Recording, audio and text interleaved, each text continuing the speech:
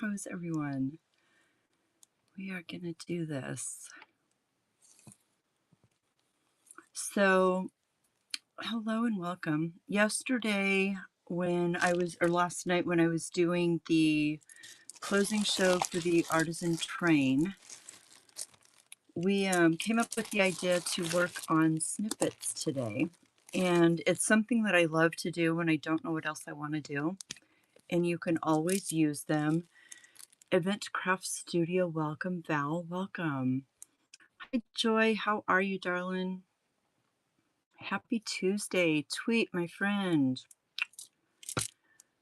Hello. I finally got some sleep. I've been organizing and dealing with stuff all day.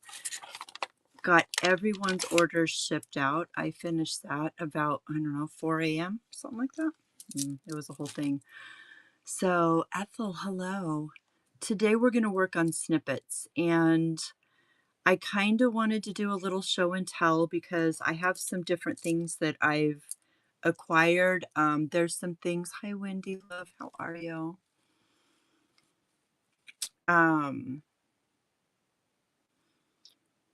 There's some things that I acquired when we were live thrifting on Saturday that nobody claimed, and I went, why? Such a good deal. I'm okay. I got some sleep. I'm still a little frazzled. Today's Rob's birthday. So I was trying to get all of that organized before I went live. He's still at work. So he's probably going to be home in the next hour or so. And obviously, whenever he gets here, we're celebrating his birthday Friday night. We're going to go out to dinner with the kids. And so Friday's art play isn't going to happen this Friday. So there's that. Yeah, hi Viv, how are you, darling? So that's my week's kind of wonky. Tomorrow we're going to do beads and findings in the bead room. And then Thursday I'm going to be in town because I've got to meet some people and swap some stuff out. And tomorrow also I'm sorry, I forgot, Wednesday, I'm doing the Atelier Artisan Demo Train. So tomorrow, I can't remember what time it is. I think it's at like 2:00 in the afternoon for my time. I'm going to be doing gel prints. So I know, right? We've got tons of time to do art things. So 3 p.m. Central. Okay. So it would be 2 my time. Y'all keep changing times and it really just messes my whole world up. Doodle, Miss Karen, how are you, love? Are you feeling better? Yes, I hope so. Okay, we're going to unpin that, get that out of the way. Actually, the show tonight is one that I always make an extra show for the raid train, just in case somebody can't manage to adult and I have to go live at a drop of a hat. And I will just float that over to January's train. Yeah, I'll change it. Thank you, Tweet. I will do that later. I just always make sure that I have a show to cover non-adulting.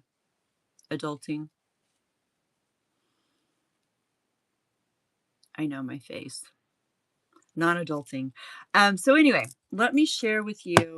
I pulled out some things, and I said I want to show you the things that I got at Goodwill.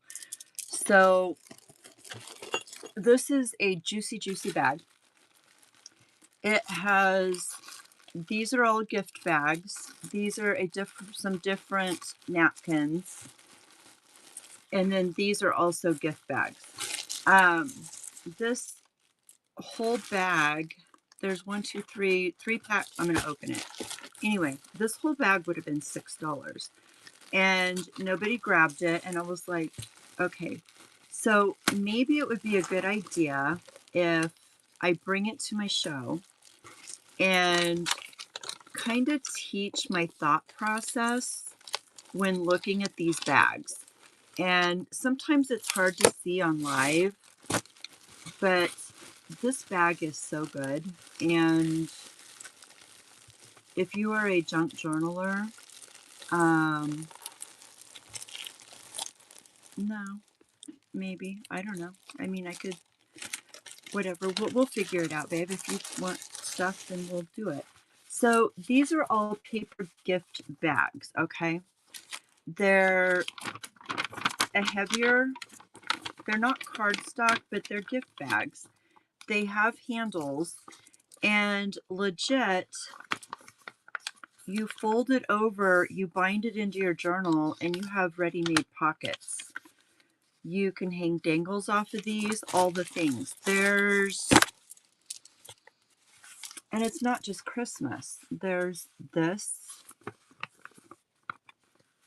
All of these can be used in your junk journals. There's, ooh, butterflies. No, it's not for sale. Anyway, so this was in that bag. Then we have a whole package of Thanksgiving napkins. So they're serviettes, the long ones. But here's the thing with this. I can chop the turkey out and have a gorgeous burgundy border and collage this into my journal. Likewise, with these, guys, these are $7.99 a pack, okay? This pack in itself cost more than this whole bag had somebody claimed it. So if I use this as a background, it has amazing colors. The colors themselves are very boho. This is just going to be a background. So this starts your project with beautiful colors. You ignore the fact that these are pumpkins. Look at these colors for your journal pages. And it's something that, I mean, I try to verbalize, but I wanted to be able to actually show you my thought process when I look at this.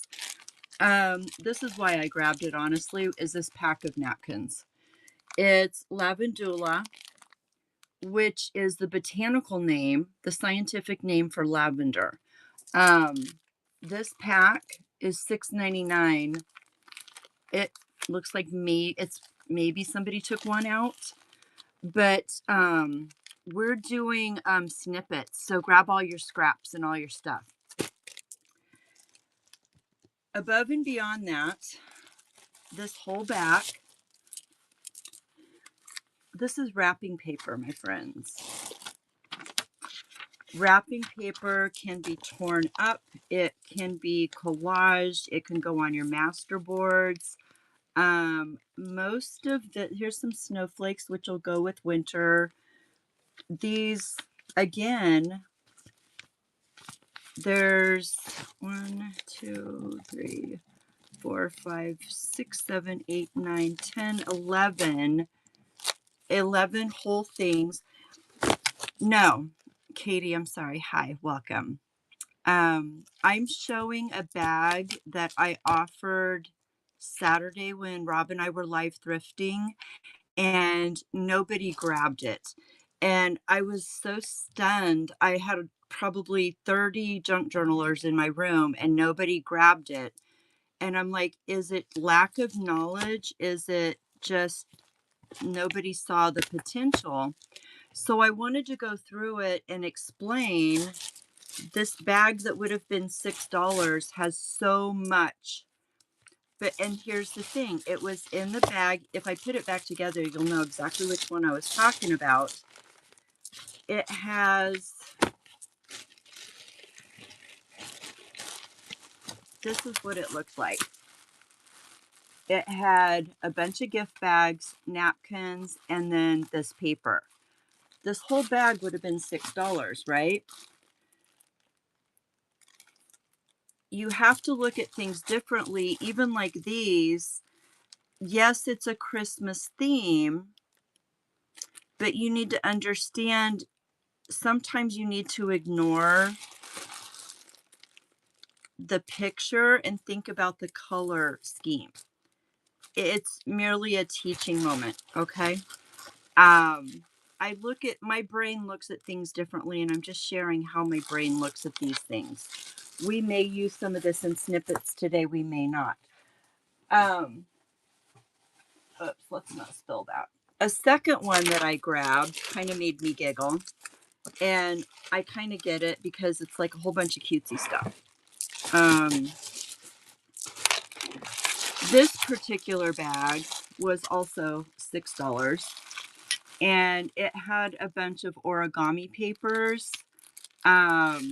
It had a bunch of like kids plastic beads, these little charm holders. These are used to be, they're like cell phone. Our cell phones used to have a hook to where you can put stuff on.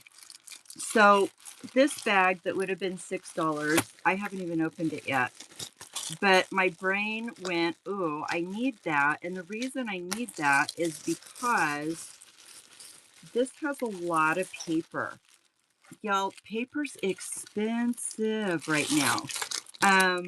Yes, this is for real. There's a bunch of these little purple silky flowers in it. That sealed the deal in my brain.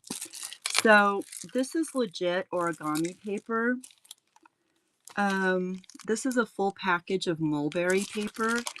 Mulberry paper is handmade paper with fibers. What is this? This is, hi Maria. Hello, honey. Did you just call me a hoe? Okay. Truth, ma'am.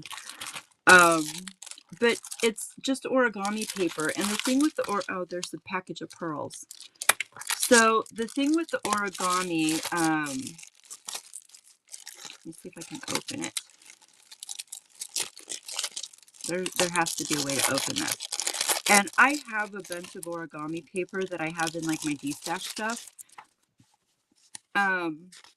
This is like neutrals.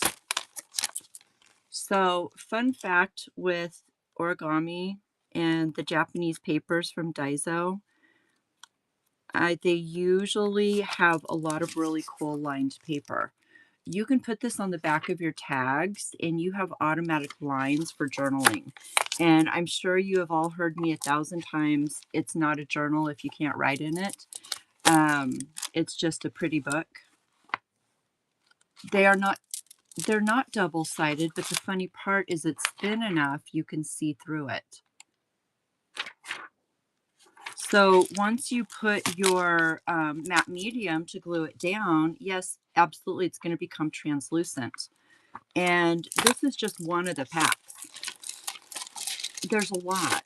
And it's just, when I go thrifting and I look for things, I don't look at them as this is cheap ass origami paper. I look at this is a way to put lines on the back of my things. This is a way for me to get some color on a page. Do I particularly like this pattern? No. But we're layering everything. Here is a pack of metallics. $5.95 for this pack. So basically this pack of paper costs what this whole bag would have cost. And we have all of this fun stuff left in here. What is this? Oh, this is more sparkle paper. These are interesting to me. These are capsule cases. And there's actually one open so I can show you. Maybe, yeah. So the capsule cases are technically just bubbles. Interesting. But you could put this on a flat page. Yes, it's going to be raised, but could you imagine working a journal cover around this? So you have like a simulated snow globe, or you have a precious memento inside of here. Absolutely. So these are little bobble balls. I don't know. Bobble balls. These are cell phone things. This is a good way to put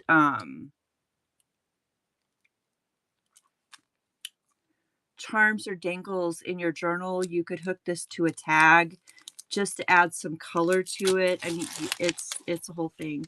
It has a whole package of wooden buttons. Brand new pack. 30 pieces, wood buttons. You can stamp on them. You can emboss them. You can do all the things.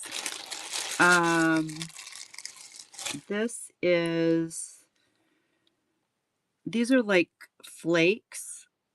There's gold and silver flakes. So it's not technically glitter, but it acts like glitter. So I don't know about that. Athena, I am such a button whore. I'm right there with you, love. Right. These are kids things. They're plastic beads. Will I use them?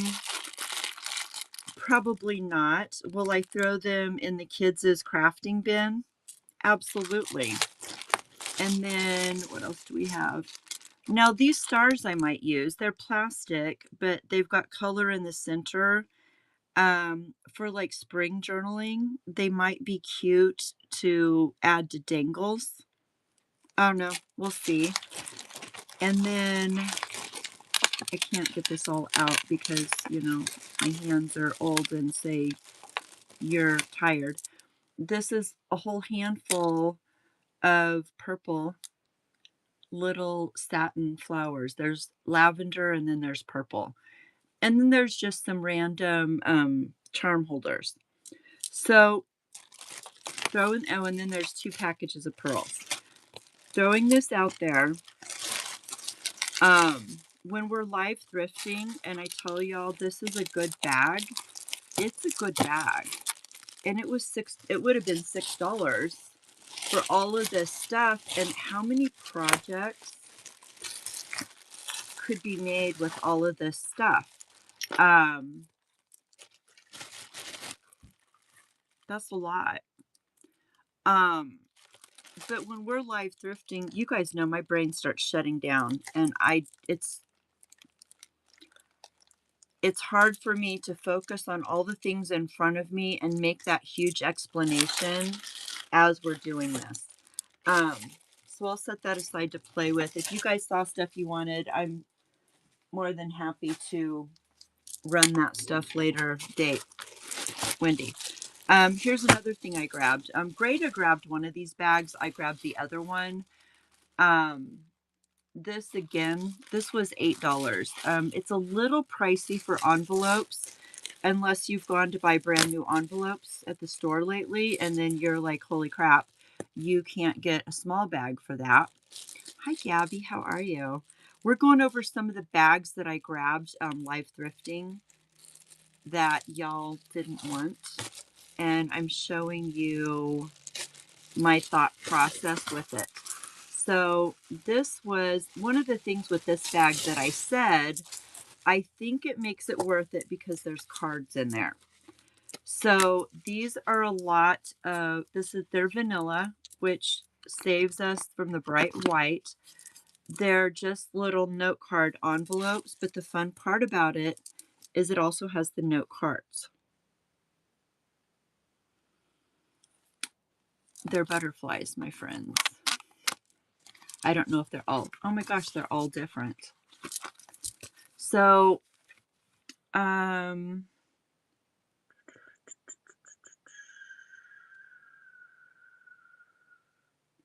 trying to see if there's a date on any of these.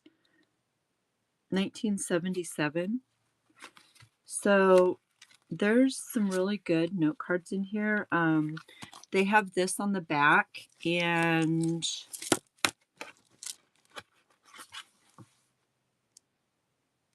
okay, so they do have greetings inside, which kind of makes me sad. But you have all, if you just chop this in half, don't forget this part. This is cardstock that you can cover with stuff and make a tag out of. This front part is a journaling tag. So if, yeah, you can cover them up. Take this front part, you have a ready-made journaling card, glue some of that origami lined paper on the back, throw a ribbon on it, and done deal. So that's, I mean, fire right there. Thank you, Tweet. So there's these in this bag. There is also some white envelopes.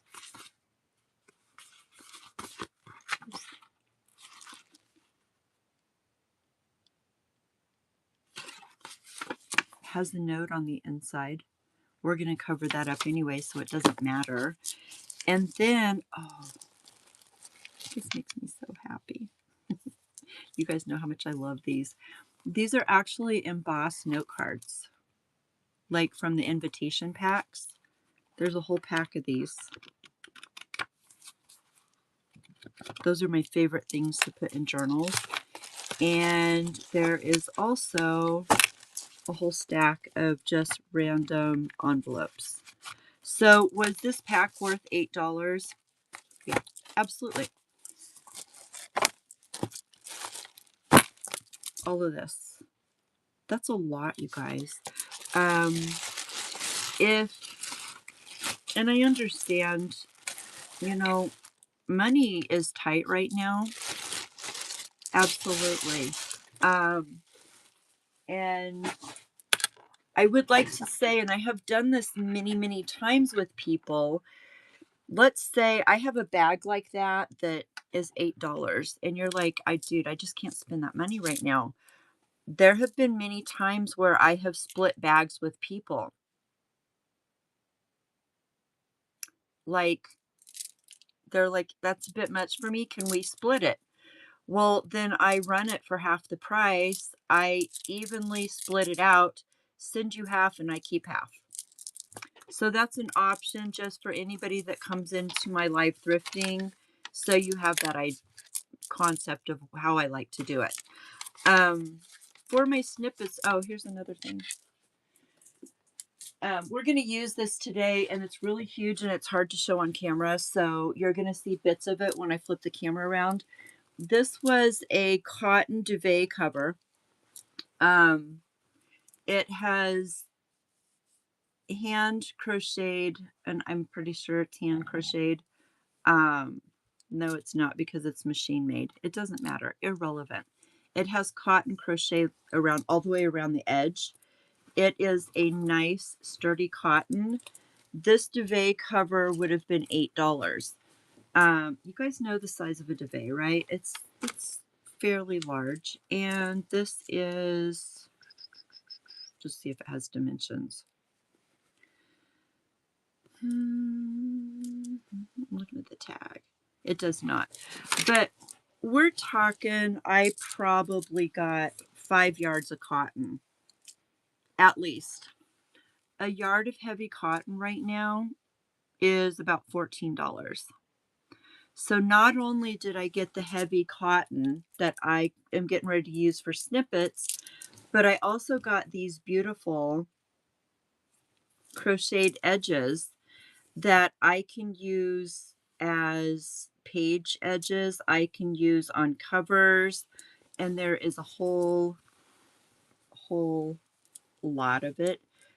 Here, this, it has like a little thing where it came undone. That's okay. I'm going to chop it up. So this goes all the way around this duvet cover. This is a lot, you guys. A whole lot. And it just goes on and on and on and on. So for fabric snippet rolls,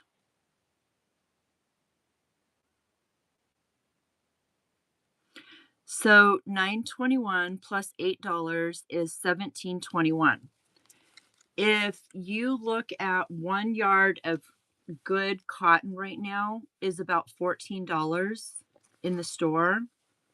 And I got, let's see, let me scooch back as far as I can. So there's 1, 2,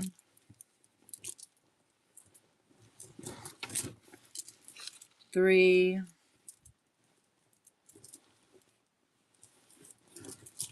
4. I got probably 4.5 yards of cotton plus all of this crocheted stuff. You tell me, was it worth it?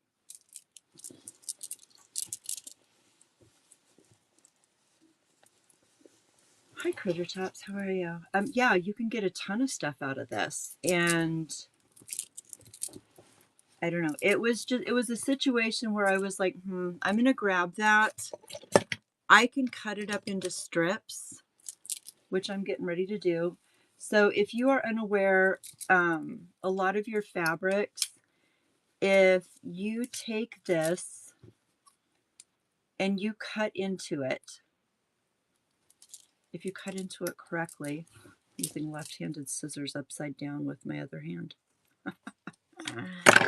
So I've snipped into it, and if you pull, it will literally tear a straight line.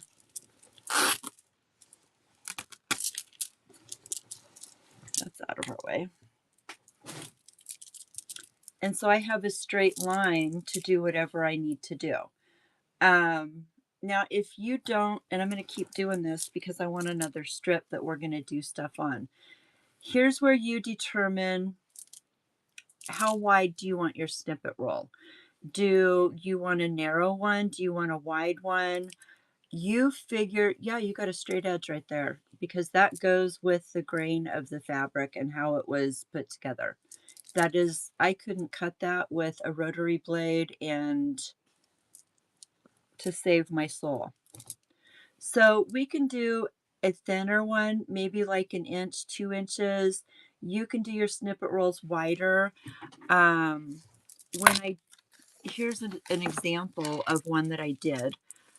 I used a narrow piece of cotton and everything hangs over the edges. So basically when I need a piece off of this, I rip that fabric, and this is what's going to show on my project. The fabric is just a base to glue everything or sew everything onto. Yes, I jelly printed on it last on fabric. Look, I have some right here. Sweet Coke. I'm gonna seriously probably. So I grabbed an old fabric napkin. It's a towel. I'm sorry, it's a sack towel. And I did my jelly print on it. And so I have all of these gorgeous botanical prints on this piece, one piece. It's huge, but I had dumped my coffee and I just grabbed this to stuff up the coffee all over my art desk. So yes, this is a whole thing. And this is permanent. If you have ever worked with acrylic paint and gotten it on your favorite shirt, you know how permanent it is. It's not going anywhere. And so I could use this to make snippets as well if I wanted to. They do, but all it is, and you can see right here, I was doing pulls on my gel plate.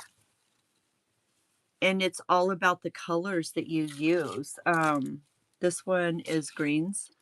Oh, it's upside down, but you get the idea. It's a whole thing. They're fun. Hi, Ames.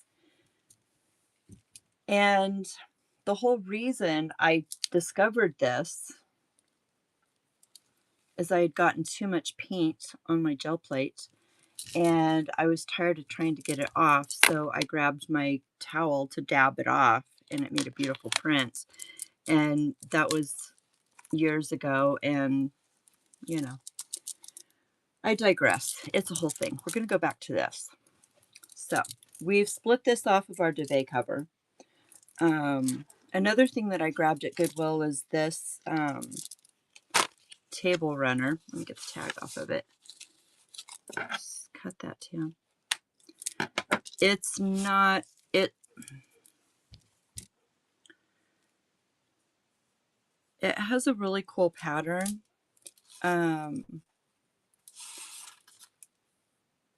It's like some florals, but that pattern is way too big for what I mean, I guess you could put this on a journal cover.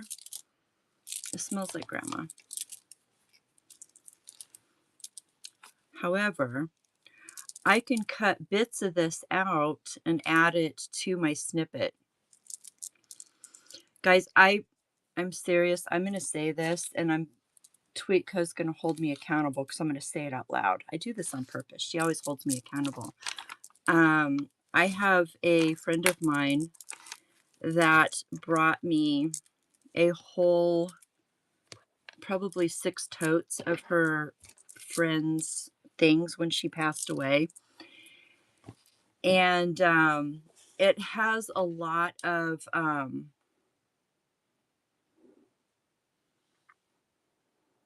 fabrics. It has a lot of vintage stuff in it. She was 92 when she passed. She was a creative her whole entire life. And so they had literally like 80 years of creative stuff crammed into this house. And she brought me a lot of it. Actually, I went and picked it up. But part of it was they were going to take all of the fabrics and yarns to Goodwill. And she said, Tam, will you use these? And I'm like, well, yeah, I will. And she's like, oh, well, I have a couple of boxes. Would you mind coming by and grabbing it? And I'm like, yeah, sure. So Rob and I went by there. It was a Saturday before we were going live thrifting. A couple of boxes was like 3/4 of my truck. And I'm like, Rob, we're going to have, if we sell a lot tonight, we're going to have to strap it to the top of the 4Runner. And we went in, we did our couple hour shopping. We came out. My whole truck reeked of old lady perfume.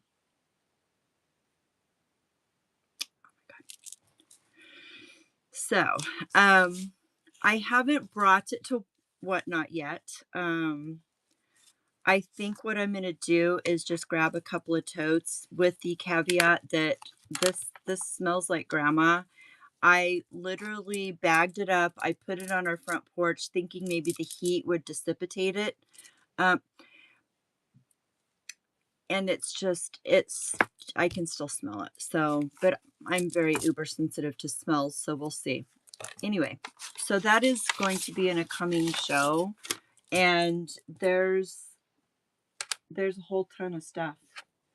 I grabbed a bag of it somewheres to show you.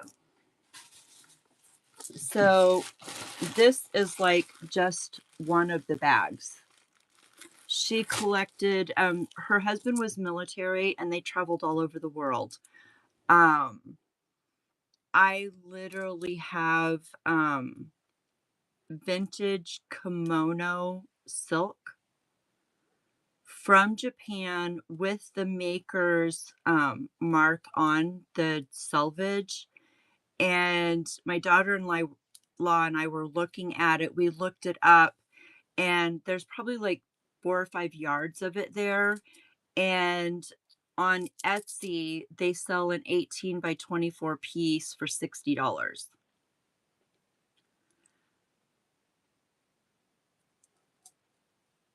Sarita, right? And it's like, my brain is like, this huge amount of fabric just doesn't exist in the world anymore because her husband was in Japan, her husband was in Germany, her husband was in the Netherlands. I mean, he was an officer and they traveled everywhere. So she collected craft supplies, whatever country they lived in, and that's what she did. She collected craft supplies. This is gorgeous. I love this. I would literally make a whole journal around this. Wow. So I mean, I have bags and boxes of this kind of stuff. Here we are, my friends. So I'm going to, it's obviously going to be after the first of the year because I need to get through the holiday and get my crap together. But I look forward to a vintage textiles show. I am. Honey, I can't, there is, it, it can be washed, and I'm not going to wash 4 totes of stuff to sell. Oh God, look at that time of my life. So I'm going to sell it as is with her. I also got bead stuff from her.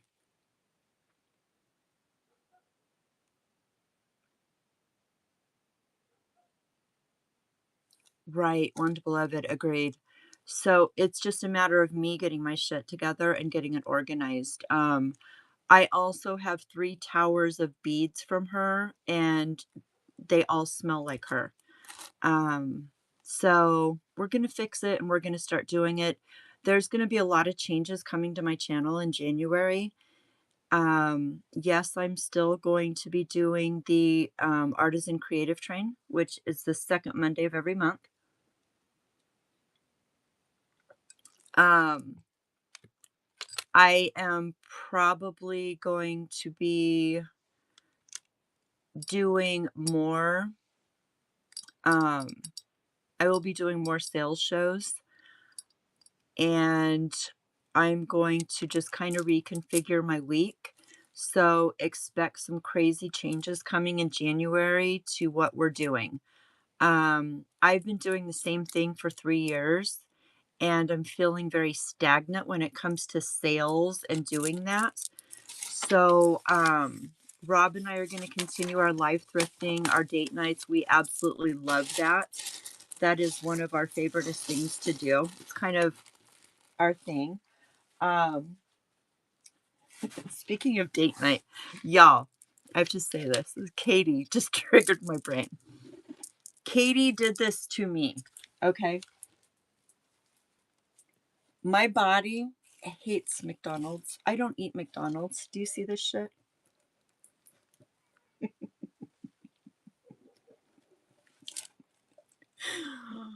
Oh my gosh, you guys, I don't eat McDonald's. Ugh.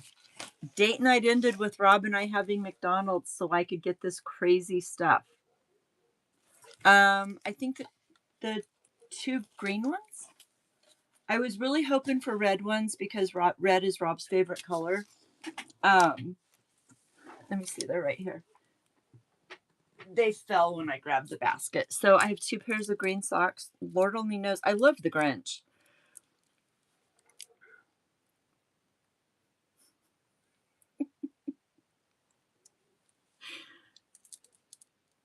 I want red ones for Rob.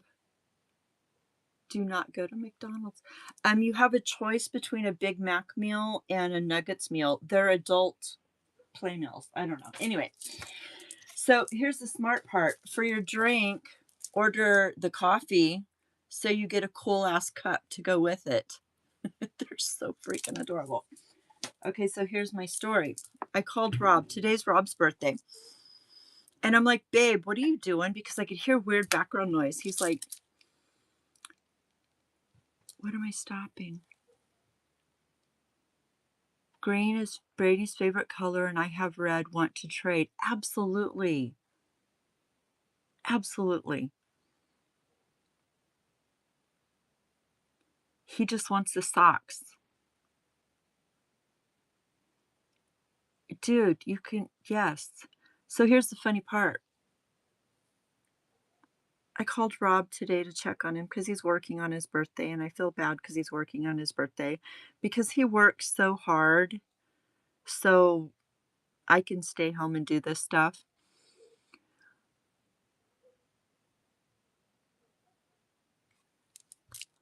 He was in the drive-thru at McDonald's getting more meals so I could have more junk journaling stuff. So he had that for his birthday lunch so I could have more. Like, what? I love that man so much. He is such a keeper. Okay. A couple more shares, and then we're going to start actually doing something because we've been on here for almost an hour. I bought this for me. If you know, you know. If you don't know, these books are uber expensive, and it has beautiful handwriting. It has, this smells old too, but I like this old book smell. Makes me happy. So anywho, it has beautiful drawings. It has all the things, and I was actually able to secure 2 copies. So I'm going to use one for myself, and I am going to deconstruct the other one and start using it in our journaling paper kits. So that's a whole thing. Somebody asked me about the pickle salt, dill pickle salt. What did it was in my head and it went straight out. Ames, did you like, I loved it. It's not really salt, it's powder. And yes, I love it. Like, Rob literally was surgically opening the package at lunch today so I could have a complete packet. But it's really good. I love it, and I'm wondering if there's a way that we can just get that. I'm pretty sure he just walked in the door. Yeah, grab all of your junk for snippets. Rob, I love you. I love you, baby. Do you have your McDonald's kit? Do I have my who? The McDonald's kit that you got at lunch? Yeah. Okay. Because we were just talking about them. And I was telling them that you sacrificed flavor, taste. You sacrificed all the things on your birthday for my lunch. Don't ever let me buy one in Scottsdale again, though. Why? $15.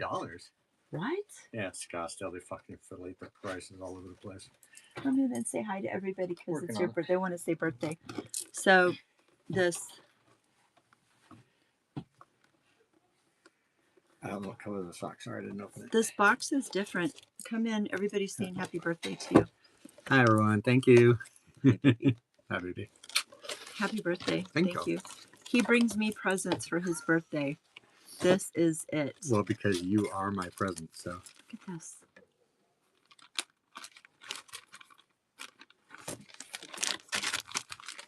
You're so amazing. Oh, look. He like surgically took a tiny little corner so he didn't mess up the package for me. I love this man so much. And then he drank their nasty coffee so I could have another coffee mug. Gotta love this man. I tried to, but I took like 3 sips off it. Did you? Yeah, I couldn't do it. Couldn't do it. No, it's horrid. So this box is actually different from the ones that we... No, it's not. I think they have slightly different ones. Yeah, this one is a different box than the one that we got. Oh, yeah, here it is. Yeah. That's the, There's 2 other size coffees with different designs. Katie. So I'll have to get the bigger coffee next time and not drink it. Oh my gosh. So let's see what color socks we got. I need red socks for you. For me? Because you need red socks. Because it's your favorite color. fair. But green was my second, so. I know. We got blue this time, of course. We got the blue. Katie has an extra red pair because Brady, her son's favorite color is green. So we're going to swap. So okay. I'll get a red pair. But I got blue. So they're adorable. This has a lot of powder in it, by the way. Do you want to take it in the kitchen? Oh, yeah, I can take it in there and dump it for you. You don't have to dump it. I don't need it right now. We're doing something totally different. So thank you for all the birthday wishes, everyone. I love you. I love you. Thank you so much. You're welcome. I'm going to go feed the fuzziness. Okay. You're the best. I'll be on for about an hour. Kablam. Freaking killing me. I've ordered 2 of those bad boys. Guys, he's killing me. I should weigh like 200 pounds.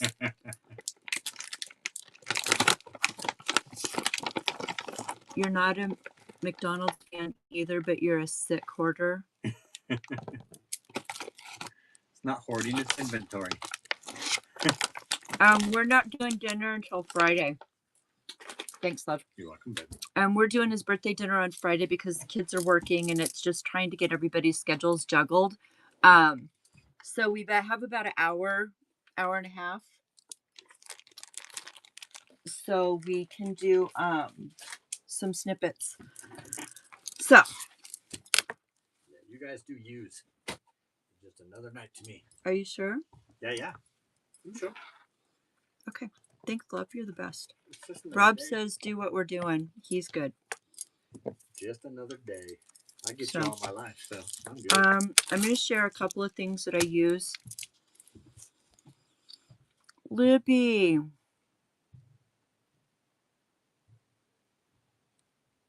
I know, right? It's really hard to find the cinnamon ones, and that's Rob's favorite. And he was at, I think he said he was at Ace Hardware today grabbing stuff for a job, and they had like a freaking 10-pound bag. So, fabric, paper scraps, any scrappy stuff you got. We're going to mix paper and fabric and laces.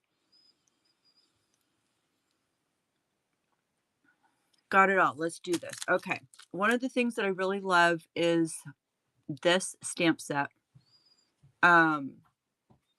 It is a generic stamp set that I got off of Amazon. I don't know the name of it. I don't know the maker. It's probably a Chinese thing. Viv, I did, and it shipped out to you this morning, and it is in a purple poly mailer.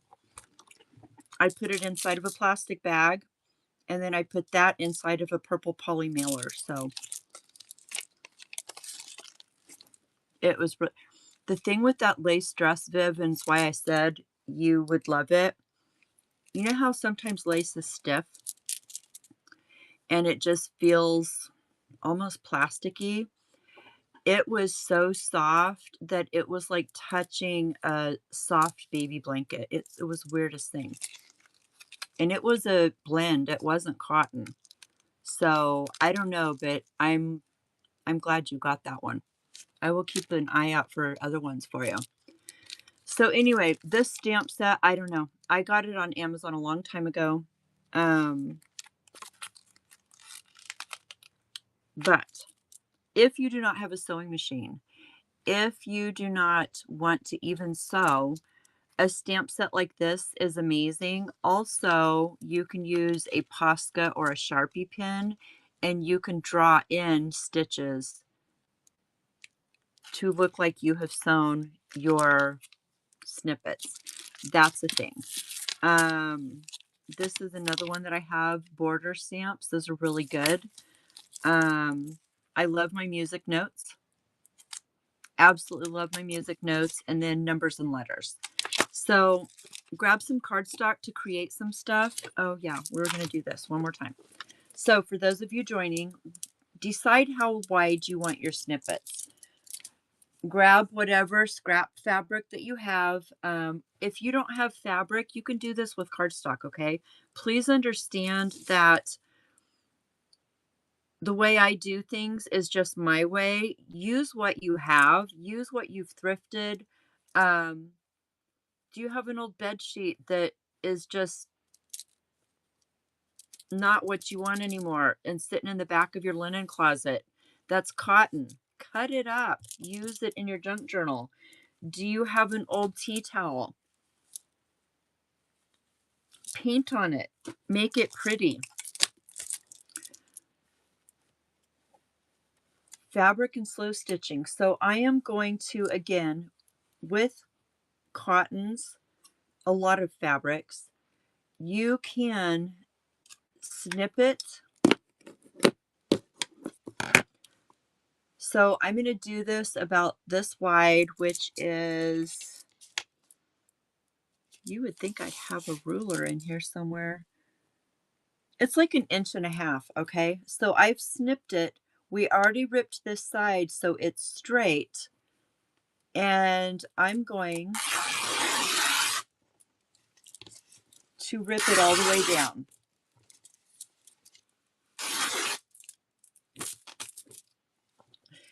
So now I have my fabric that I'm going to start creating on. I can tea dye this. I can coffee dye this. I can leave it white for the purposes, and all these strings, keep them because they're awesome to add to our projects. Don't throw those away yet. Because of the way I create my snippets, it doesn't really matter if it's bright white, because when I'm doing, where the heck did I put them? When I'm doing fabric snippets, I create them kind of spaced apart so I can snip and rip. So this fabric isn't even really going to show. It's just a base for all of my things, because when I put it on my project, all you're going to see is that. What do you mean you could never do it straight, Wendy? If you snip the edge and tear, it will tear straight down the grain every time. So if yours are not looking straight, it's because your fabric was cut crooked by whoever you bought it from. Ma'am. That's why.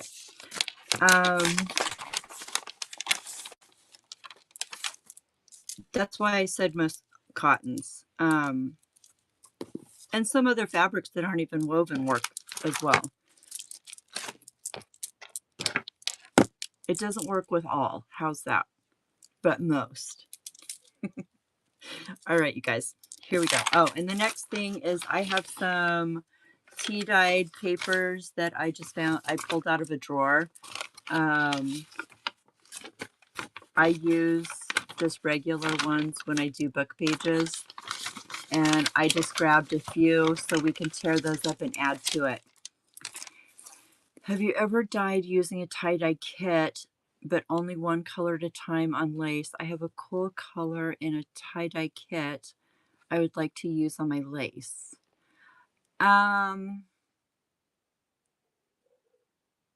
Is it the RIT dye in the kit, Gabby?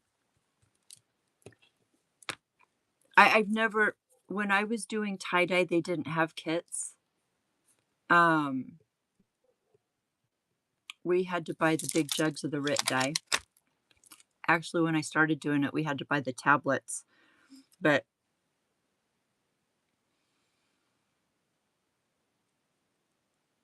I don't see why you couldn't. It depends on how much of it you want the color on. You could, I mean, it's just a kit. I mean, you could try it. What I would do though is mix it up in a container and maybe grab like a foam paintbrush and paint some on and see how it takes it.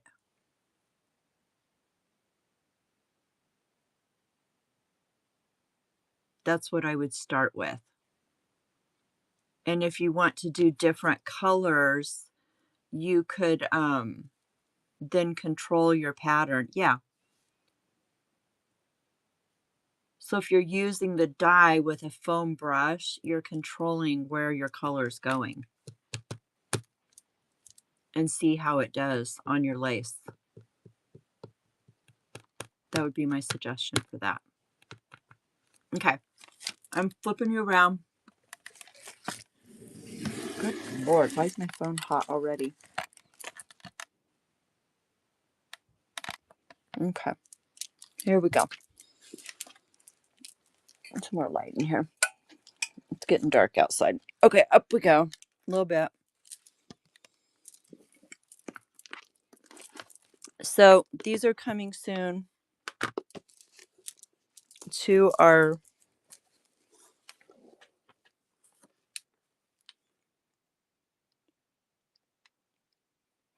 my ceiling is boring. My wall behind me is fun.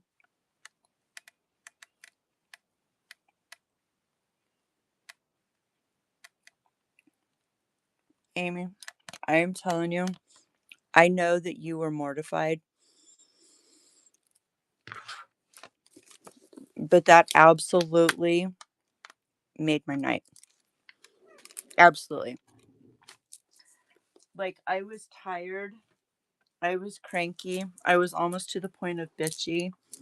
And I laughed so hard for 10 minutes. I was like snort laughing. And I absolutely love you for that because it was amazing. So please don't ever feel bad. I'm just going to leave this here because that's kind of glary. Yeah. So it was beautiful. And you're so stinking talented. You whipped that project out and fixed it and did 2 or 3. So, all right. It is what it is. I mean, I love it. And I was trying to text you. And do you know how many Amy's I have in my phone? So if you get a minute and don't mind, would you message me your number again? Because I can't find it. Anywho. So this is the crochet at the edges. I guess I could rip that off and use that. Because again, I have this long strip of this. And I'm just going to cut up by there. I could take a seam ripper and I could do all of this, but not today. Maybe I will with the rest of the duvet, but not today. Because, we got things to do. All right. So this is the rest of that fabric. So when you do this, you have to understand that you're going to have different edges. It is so, I know. One to Beloved, when I did the journal, was it last year or 2 years ago? I don't remember. It was in the fall, I remember. It was like August. I was prepping this class and I was doing tassels for the paper bead class and the tassels. And I legit went to the Goodwill and I got a king size flat sheet that was 100% Egyptian cotton. And I ripped that thing up into 1-inch strips and 1.5-inch strips. And it was so amazing. What glue do you use on fabric and lace? That is a good question, Maria. So that is dependent upon, I know Sarita took that class. That was so fun. The type of glue that you use for snippets is really dependent upon how you plan to deal with them. Okay. If you are just going to make a snippet and it is what it is, like this. These are ones that we worked on last week. So if you're just going to do some paper snippets and you're going to rip this off and you're going to put this in your project as is, I would make sure everything is glued down fairly well. Okay.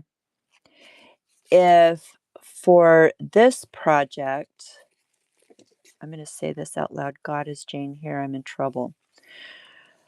Because I knew that I was going to be sewing everything down, this is a time where a glue stick is appropriate.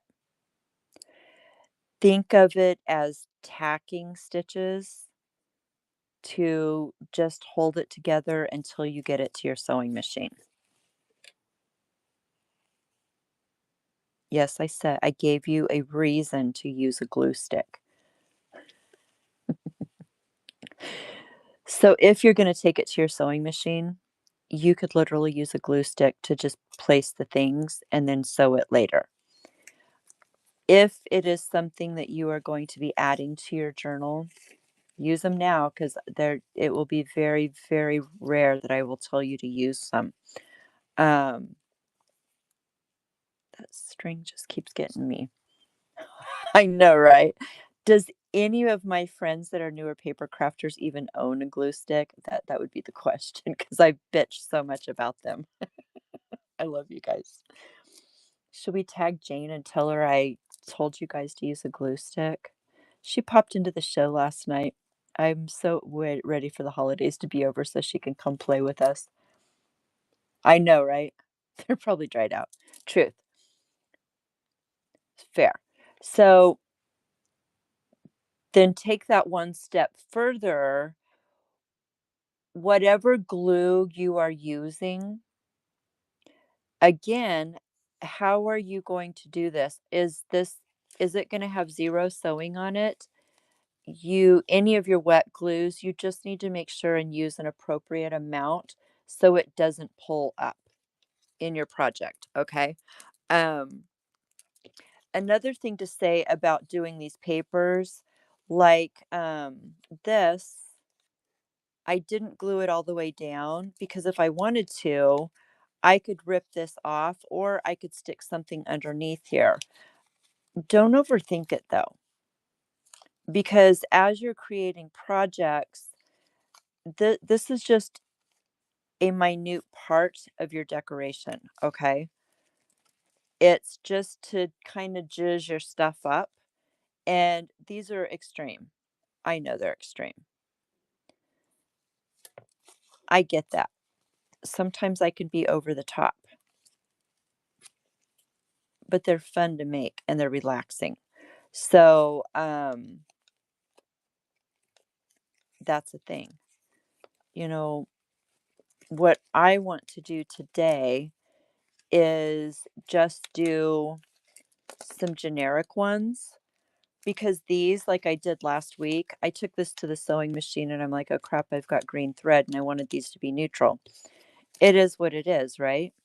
I do a lot of green, so it doesn't matter. But I tacked a lot of this stuff down, if you guys remember, just with little bits of glue. I just did a straight stitch all the way down, and this stuff is not coming up. I could literally rip this off and throw this in a journal right now. I could put a pink flower on it if I was doing a pink journal. It's just giving you more texture, more interest, and it gives you a way to create a focal point to draw your eye in. That is in my brain whatever I put this on, your eye is going to automatically be drawn to that because it has multiple shapes and stitching. I probably do. I'm getting better. I'm getting better at that whole pink garbage, guys. Same with these that we made last week. You could use this as part of your snippet. If you don't have all the tags and all the printables and all of that, you can create your own. Okay. It's kind of whatever you want to do. So when I'm doing snippets, there's a couple of things that I go to. And one of the first things that I go to is get my fabric scissors away from my desk so I don't cut paper with it. Sorry. Oh, I digress. Move your fabric scissors out of the way.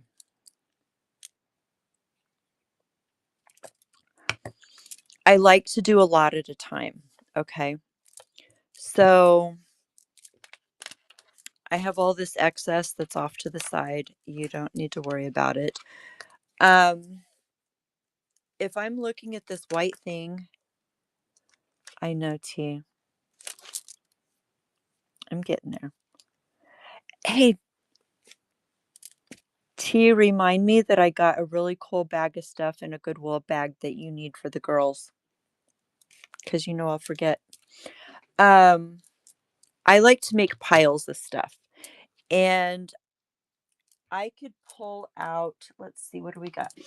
So this, I have this drawer and it says fabric trims. So I have stuff like this in it. I've got threads, all of this stuff, and like this big old pile of thread that keeps getting caught and everything. I have this kind of stuff. So these from the train ATCs, where I snipped off these. This kind of stuff is good. This was off of something. I don't know. So I just keep a little drawer of like offcuts, my selvages. These work really good for snippets. What else do I have in here? Oh, this is a package of Sari Silk. I was playing with dyeing ribbon. Um, oh, oh. Um, we were just talking about this. I actually did this with a alcohol ink, which would kind of be the same concept as a tie-dye kit, but I put it in a spray bottle and laid my lace out and sprayed it. See, I forget that I do these things, but there's an idea for you. These are just offcuts from projects when I have a little bit left over. I'm not going to pull them all out because I have the drawer right beside me, but you get the idea. When I snip ribbons, I throw them in this little drawer. Okay. You guys are probably recognizing a lot of these trims for my ATCs. When I snip my ribbons down, I just throw the excess in this drawer so I have it for snippets. You may or may not have a drawer like this. I would suggest starting one. But for right now, you can create these. Okay. So we're going to start out. Maria, did I answer your question with glue? I'm sorry. I'm like so bingy today.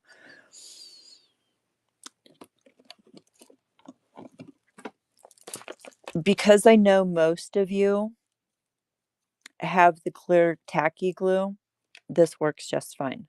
It's going to hold it there. If Creative Curiosities dyes lace with RIT dye. Okay. Yeah, I'm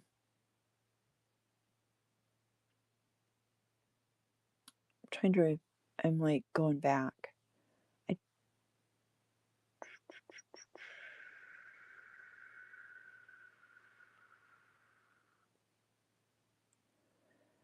Gabby was asking, using tie-dye ink. I think most tie-dye ink is, I was double checking that. Pretty sure most tie-dye ink. Will it work for the binding on golden books? You mean this?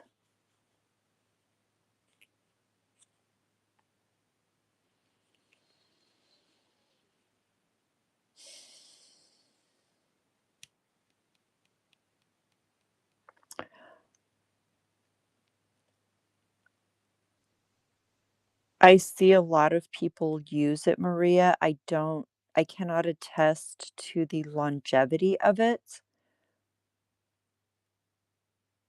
but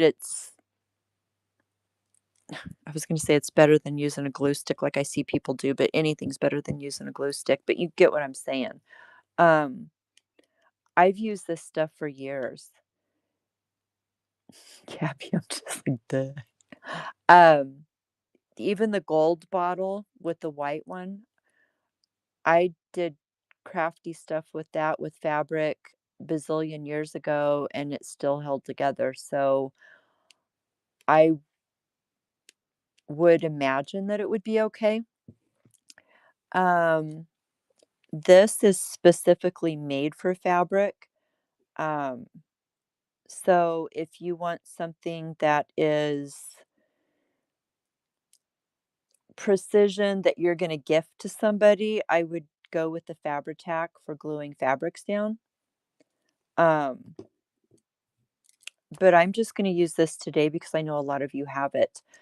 The other thing is my you guys know I love my art glitter glue. You guys, nobody can get it right now because they've shut down for the winter, but that's a thing too. You can do that. Um, it kind of depends on what your purpose is for it, I guess would be the best way to put it. Yes, I'm eating licorice. Rob's killing me. So we want a background. What kind of a background do we want here? I'm just going to rip up some of these papers into some small pieces. I'm just going to do a couple of strips. The fabric glue you tried first didn't work. Oh. Fabri-Tac.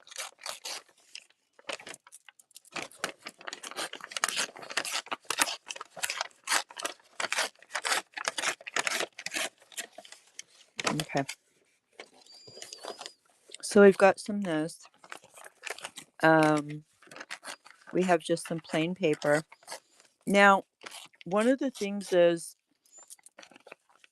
if you are typically a person that inks all your edges, I would suggest as you're putting stuff down to ink your edges, just so it is cohesive with your projects that you typically do. If you are not an edge inker, then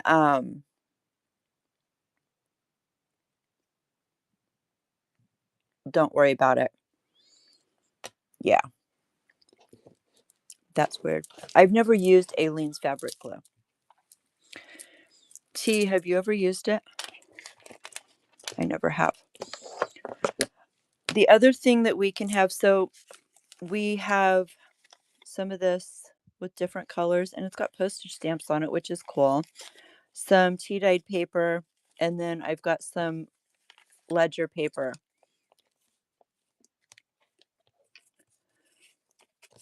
$23.90 for 16-ounce bottle. Yes, it's not bad. Okay. Yeah, see, I've never, maybe I should invest in some. The other thing that you can throw into these is maybe, let me see if I can find one. I'm going to be hard pressed to do this right now.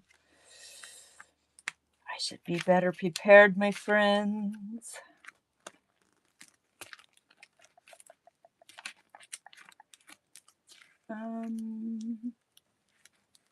God bless it, Tim.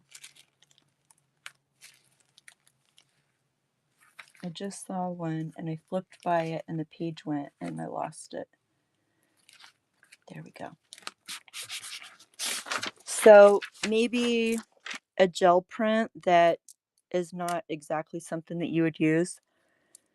Is Artline still shipping art glitter glue? I don't know. That is a very good question. Christina has art glitter glue in her store. So if you are not following Artlines, give her a follow. Their jewel and rhinestone glue works well. Okay. So yeah, that's another option. See, all form here's my problem. I don't think about ordering that kind of stuff because they're here in Arizona and it is cheaper for me to order it from them than it is to pay for the whatnot shipping. So I always forget that she has that kind of stuff. Yeah, the place where it's made is literally like 3 hours north of my house.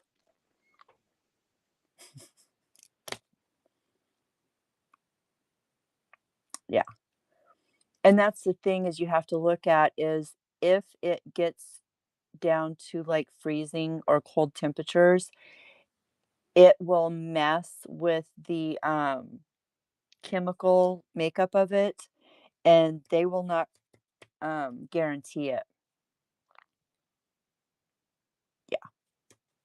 Right, Ames. So you kind of have to know your own environment. At freezing temperatures, the it separates, and there again, that's throwing it out there. It was made and designed by a family in Arizona, and back in the day when they first started making it, obviously it's funny to me because they used to come into the stamp store that I taught at, and they, I'm sure, never in a million years thought that it would blow up like it did. But it was back in the day just something that they made because the lady was a journaler and she needed a glue that she liked. So I don't know if they will ever reconfigure the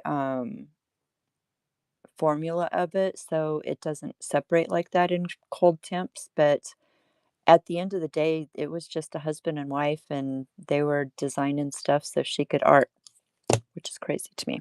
Okay.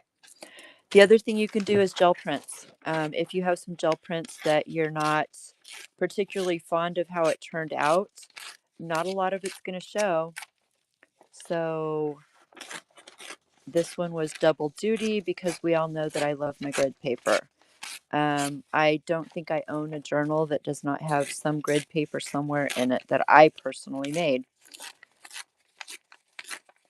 It does kind of sound like Robin. You're right. He's just making stuff like my beadboard that I used yesterday. That's the best. Like my displays for my shows. Yeah, he just is like, oh, would it be easier if I made blah blah blah? Yes, yes, honey, it would be easier. Thank you. Um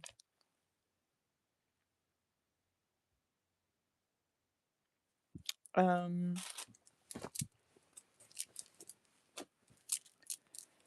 I'm such a smart aleck. Katie, do you love me? I don't know, what do you think? Still has plant matter on it, but this is from my demo for Debbie's train last month.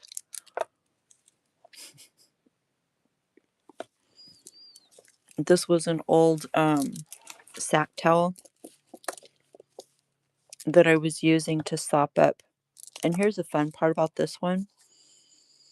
This is actually, I don't know if you can see it in the camera, but it's got yellow. That's from the yellow flowers from the creosote bush. Yeah, I was using this as like a cleanup because I got too much. So yes, to answer your question in a very smart ass way. Absolutely. The other thing is if you have plain papers and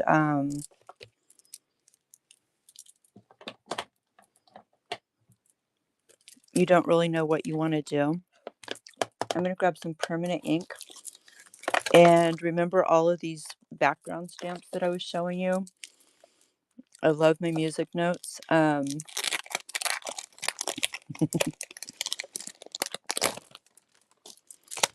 You can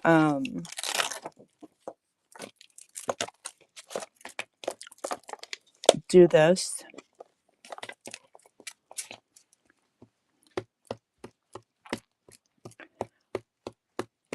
No, I'm eating the hot cinnamon licorice that Rob brought me. I'm sorry.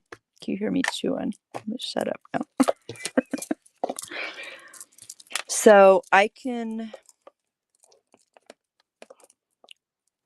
stamp some fabric or stamp some paper. I can do some stamping on the actual fabric. I grabbed a piece of licorice. He brought me cinnamon licorice. Cinnamon's Rob's favorite. And so he was out shopping today and actually found a huge bag of the cinnamon licorice that my sister corrupted us with eons ago. I'm just randomly throwing down some stuff, and as I pull this apart, it's going to be there. Is it going to show? I don't know. But I like having, just in case some of this shows, I've got an image on it. It's absolutely not necessary, you guys. It's just a way for me to get my brain going and creating and shutting down that, I don't know, the brain that is like, where do I start? What do I do? I'm sitting here babbling and these people are all waiting for me to show them how to do this. So let's just create some papers, right? One way or another, let's just start creating. Does this, I mean, look at this, guys. It's like a hot mess up here. That's okay. Because once I get all these piles put together with all of this stuff going on, I'm going to just start, I'm going to start with the assembling stuff. Part of this, the best part of this is book pages. Book pages. I can't believe we didn't grab book pages.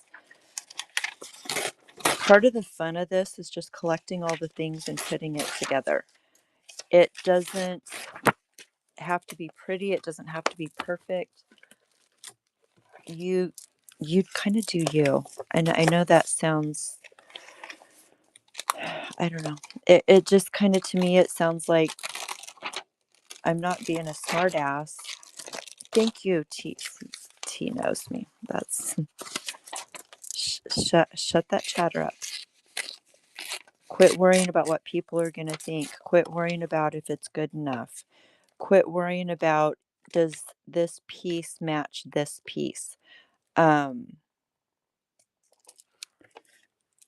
Because it's all going to end up different in different places, and you never know. I love having numbers and words that I can pull. These edges make really good, your book page edges. I know that we don't use them a lot in our work, but like if I wanted to put this on a thing, if I just wanted a 4, if I just wanted a 3, I could rip this off and put it on there. So I've got that pile of stuff already stamped. Where did I put the stamp set? So I can have that stuff ready to go. Another thing is if you do printable kits, probably Amazon. I have my, with my Amazon, I always, when I'm bored, God, I'm just admitting my shit today, aren't I? I will go into their clearance section and see if they have stuff that's clearanced or deep discounted, and I got this on there.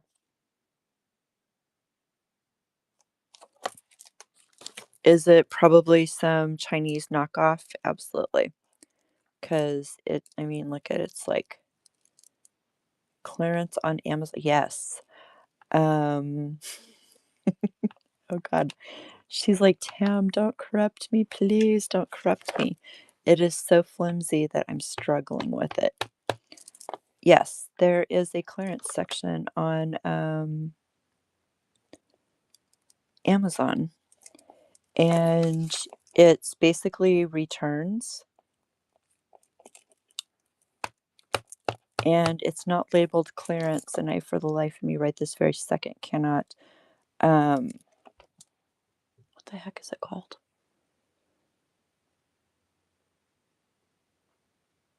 I don't remember. But if you put outlet, thank you, T. There's an outlet on Amazon, and it's basically returns. So, and I discovered it one day because I was looking for something, they didn't have it, and it said other options for this item, and I clicked on it, and it took me to this whole other world. But you can also pull up acrylic number stamps or polymer number stamps, and they have a whole bunch of like cheapy versions. I'm not too much worried about name brands for this kind of thing because, yeah, you know, we're gonna tear it up. It's gonna be part of our it's gonna be part of our doohickey. Right now they are doing hauls. Okay. Yeah. The whole thing. Okay, we're gonna set this aside. I've got all this stuff. I'm gonna go back to this that I originally did, and I'm gonna get something down on it so I can stop. I like this for a base, and as you all know, my favorite to ink. I know everybody loves their vintage photo. I like my walnut stain. I like my dark and grungy. You do you what is best for you. I'm going to ink these edges as I put it down. You don't have to. It's not necessary. It's whatever works for you. I'm going to take my tacky glue. I am going to go in the center because I don't know where I'm going to go with this. I don't know if I need to sew it.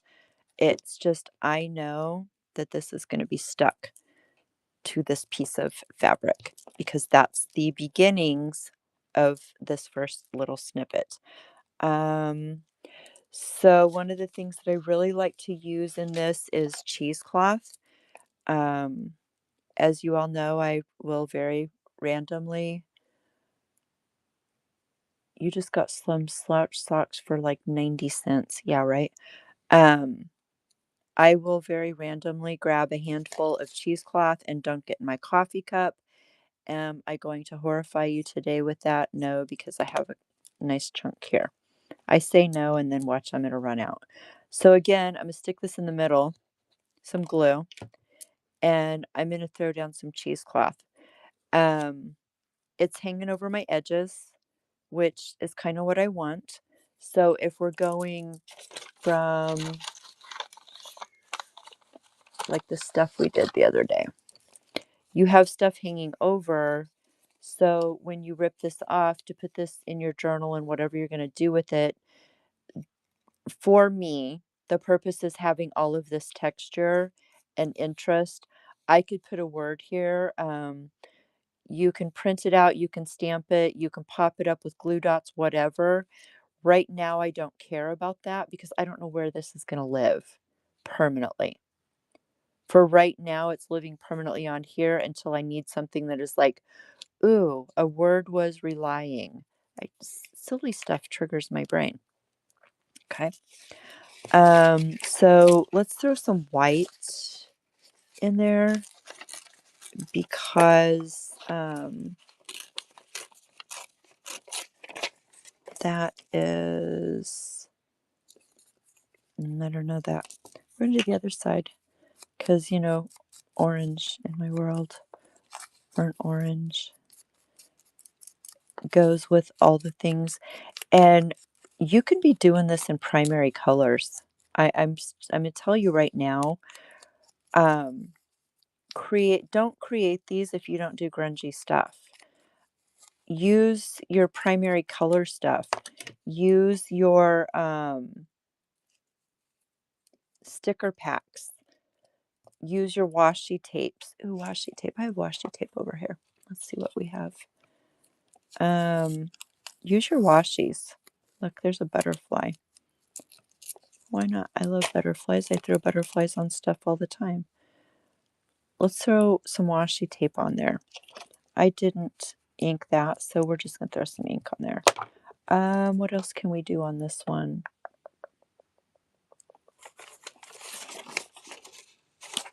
We did this.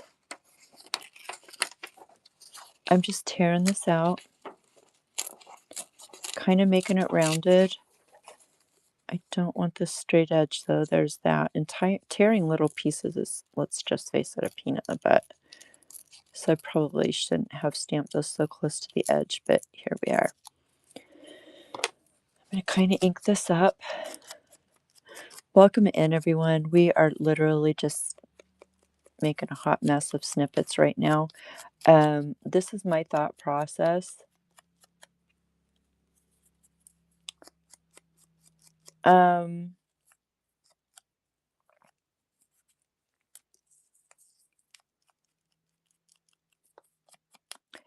I will say this, Nance, you are not a complete idiot.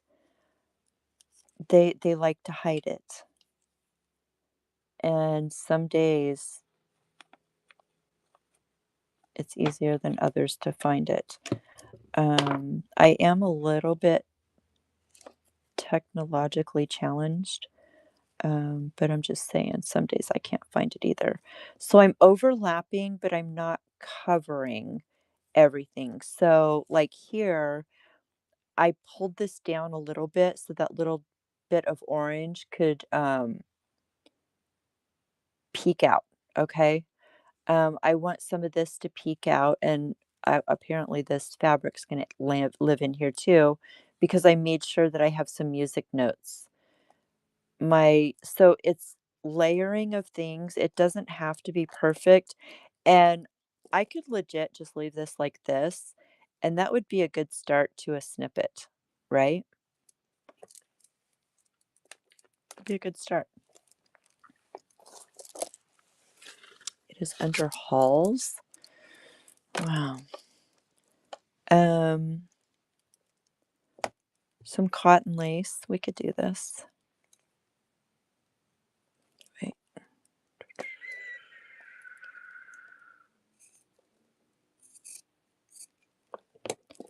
Again,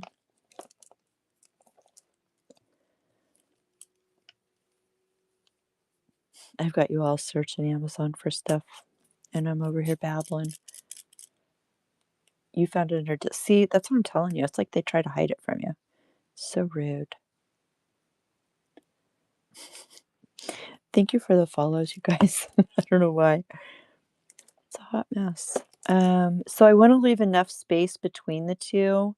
So if I want to cut it down, I can. If I want to include those music notes in what I'm doing, I can. So again, my base.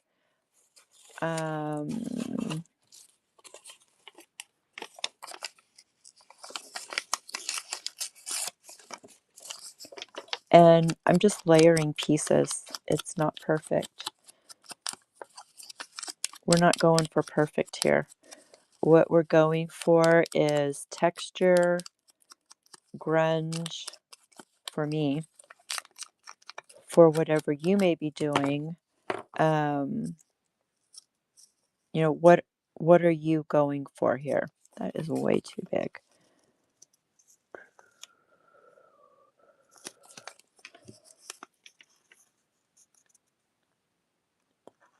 Wendy, just search deals or hauls. Okay. I see. I didn't know you could find it under hauls, so good job. I learned something new. More shopping for Tam. There's that. Look, I do have some pink stuff in life. $1 and $5 stuff. Yeah. They have really good deals on there, honestly. I actually found... That's where I got my Karen Diash art pencils. Somebody had ordered them and did not like them and returned them.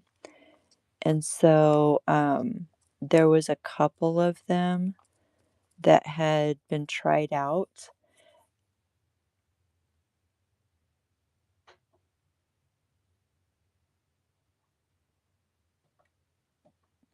I watched your raid show yesterday and I listened to After the Raid and I thought, wow, more creative people with smooth edge attitudes and so sweet. Blessed God's favor too. Thank you very much. We have a pretty awesome group around here. So you loved us. Awesome. Yeah, we have a great group. What do you create?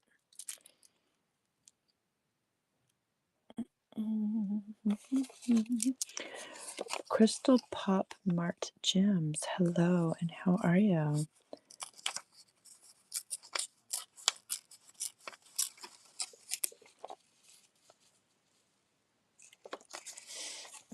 Well, that's an oxymoron. Shush, Tamara. You make handmade jewelry and resin art. How fun.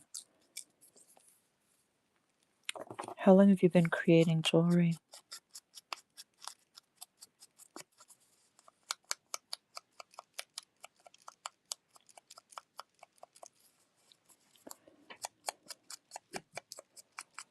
April's been 24 years. That's amazing. So you were around back when they had the good stuff.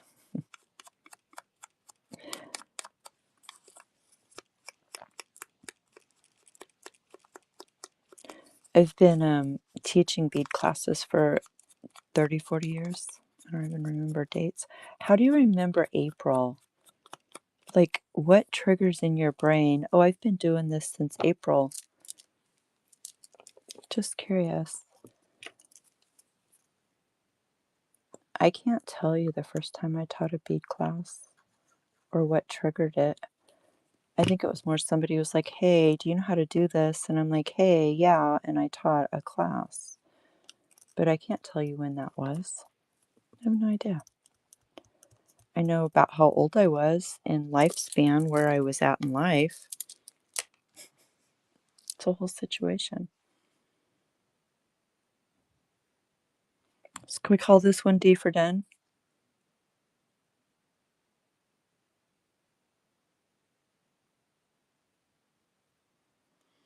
Guys, how bad is it? I feel guilty asking Rob to get me coffee on my birthday, on his birthday.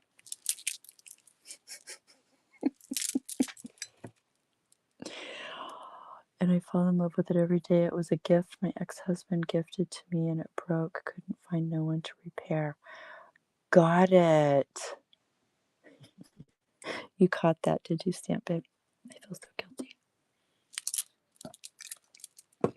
We'll see if I can manage without. Okay, so we're going to call that D for Den. I'm going to move up to the next one.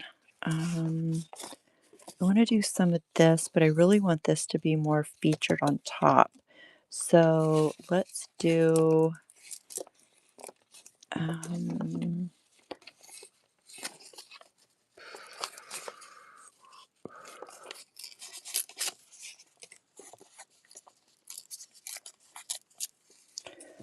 some of this.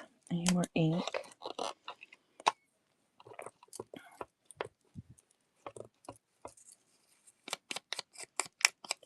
He loves you. I know he won't mind. So you sat on the table and worked on it till I figured out how it was made, and we got married April 23rd of 2003. Thank you. That's amazing. See, I don't know. I mean, I'm sure there's something somewhere that could trigger it, but I don't know.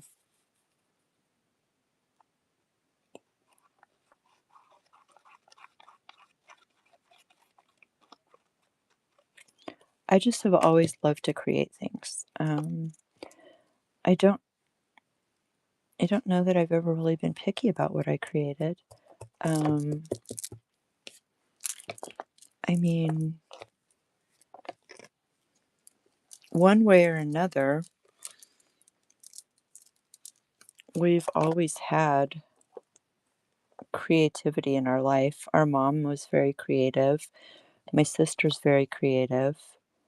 Our grandmothers. So I don't know. I'm putting just dots, and I'm going to throw this string on here and hope it catches enough of it that it's okay.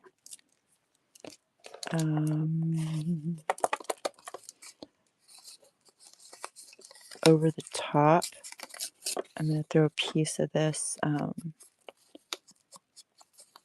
tea-dyed paper. I know I don't normally do straight edges, but I kind of want to just use that as a way to hold down those strings that I just threw in there. I don't think that one's ready for that. So I'm just kind of talking you through what I do and my thought process. I literally just grab from the pile whatever looks good, whatever my brain is like, oh, that would be kind of interesting. You used to do junk journaling. I had a fire in most of my journals, and I love to write. All my journals was in the yeah. You did the old school journals, not this newfangled printed stuff, right? Yes. Judging from what you're saying, I shouldn't assume, but I'm going to because I trust my instincts on that. Yeah.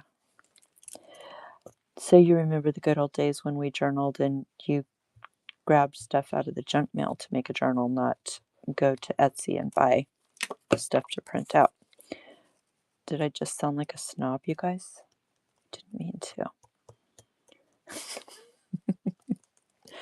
I think I'm going to glue this down a smidge more right here because it's all pulling up. Okay. All right. On to the next one. So this is where we're at, guys. I'm literally grabbing stuff. I'm gluing pieces down. Are you? I know, right? Every once in a while I get on my kick about I have printables. I literally have a stack of printables beside me. I love them. I love playing with them.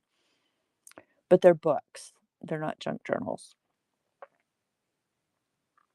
I'm just going to throw that out there. If there is not a place,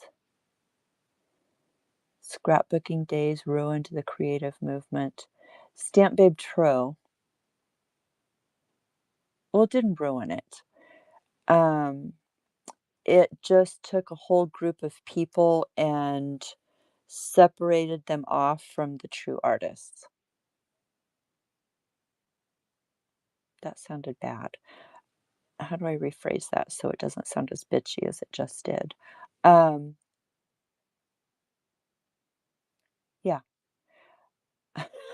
I didn't mean that in a negative.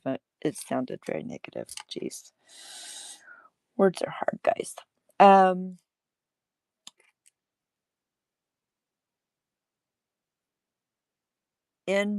was a Stampin' Up! Demonstrator for 15 years, so there you go. But along with being a Stampin' Up! Demonstrator, I also taught altered book classes at a local stamp store. So I did that simultaneously. So I still had my creativity, I had my grungy, just tear stuff up and make beautiful things. And then I had the Stampin' Up! Where everything was color coordinated, the paper, the embellishments, the markers, the inks, the everything. So I had both outlets, but a lot of people just had that one outlet and they lost their ability to think for themselves and do creative things. But we're bringing it back in my room. Used to teach at conventions and retreats. Nice. Where are you located at? So we did this. We've just got Kentucky. I'm in Arizona. And we used to do like and scrap retreats. We would go to convention every year to do all the things. You know how it is. And I still have a lot of that crap.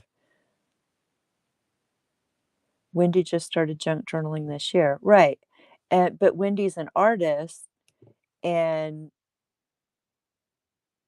she was kind of unaware of the whole process of junk journaling. She just blindly did art. This one's cool. It's got a bunch of different textures, strings, papers, all the deals. Um, I could take, like, again, one of those printables, a circular one, whatever, put it on here and call it D for done. Mary Jo, right? Absolutely. Yep. So we're just going to keep going with this. Are you guys getting the idea of how I go about doing this? I'm going to add more to it later. I've really got a lot of orange going on here. I need some different colors. Do we want to throw some fabric in there?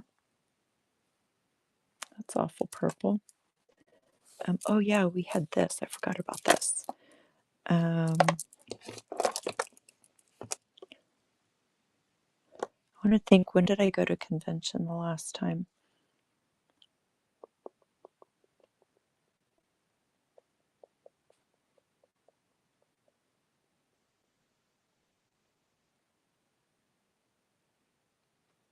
You've only been peening for 3. What? Wendy. Ma'am, you are awful good at it.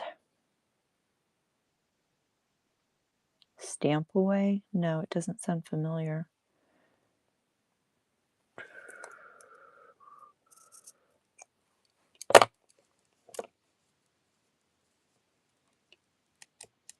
When they're smaller, they're hard to rip. There we go. Oh, that's like some pretty grungy goodness. C2, close to Nashville. Look, making friends. Tennessee. There's a lot of people in our group that are over in the West.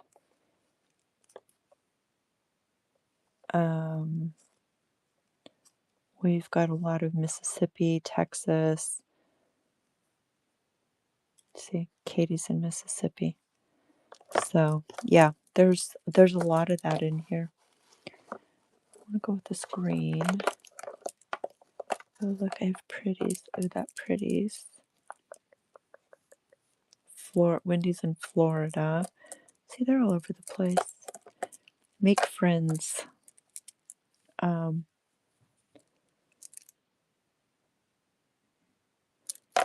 Yeah, I keep forgetting.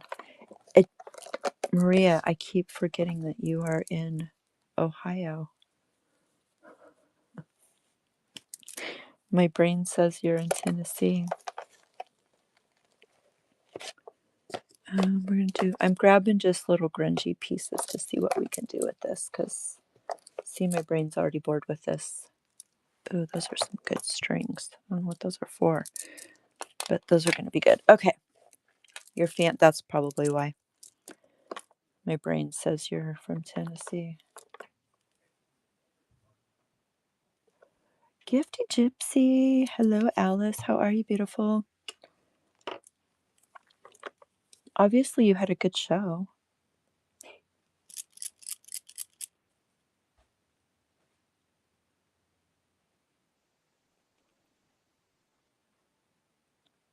Wait, are you asking me where? Hey, girl, you're fine.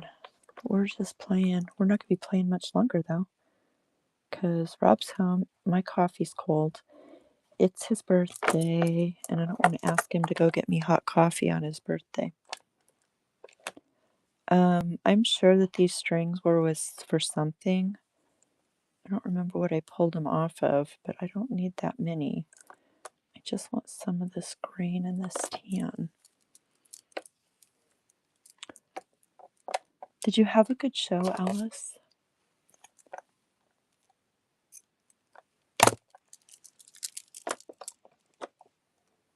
was good.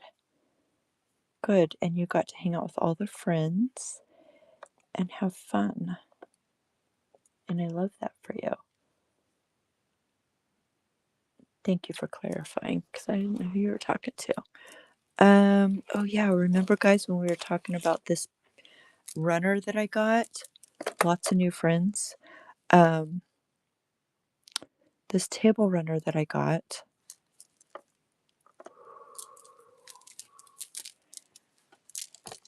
That would add a nice. Do I have scissors around here that will cut this? Oh, I do. I have nice fabric scissors. All right, guys, I'm going to chop a piece of this. Look how it's all like stained. You can see the stains. Like it's been on somebody's fancy dining room table. I don't mind those stains.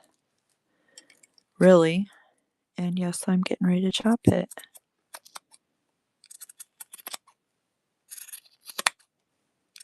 It's going to fray. That's okay. I know every person that has ever crocheted something is cringing deeply right now. I get that.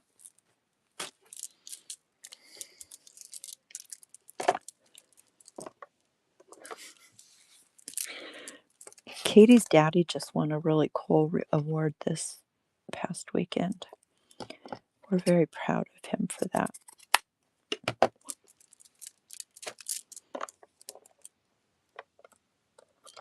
I like that little, that covers up all the green. We're going to go down with that. Okay, so we need some paper back here.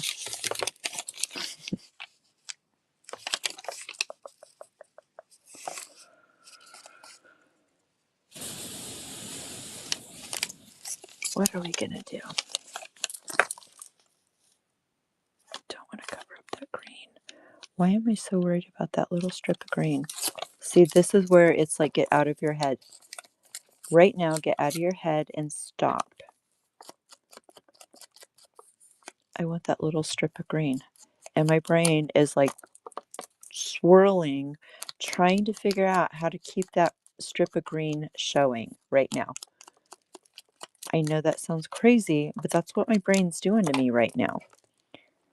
So you know what we're going to do? We're going to pull that up. We're going to add this here. And there we go. Look, that's going to work. Good job, Tam. You did it. So silly, girl.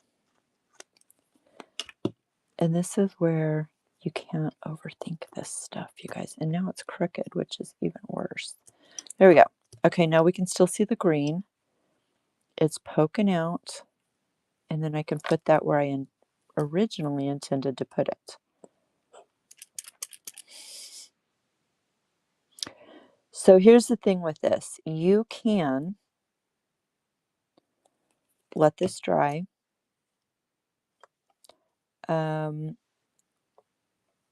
For the most part, if I'm going to take this to my sewing machine, I try my best to let it dry overnight. Sometimes my creative brain does not allow that and it gets gummed up and I have to swap out needles and do all the things that we do when we make stupid decisions like putting wet glue in our sewing machine. Alas, it happens.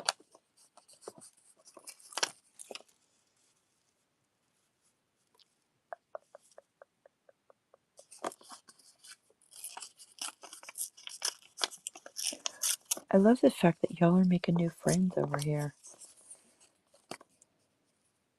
It's a good thing.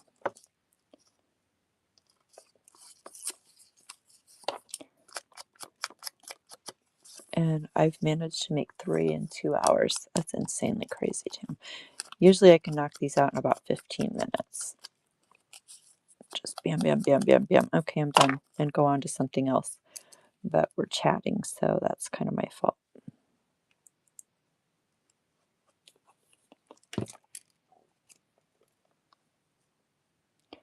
So that's kind of offset.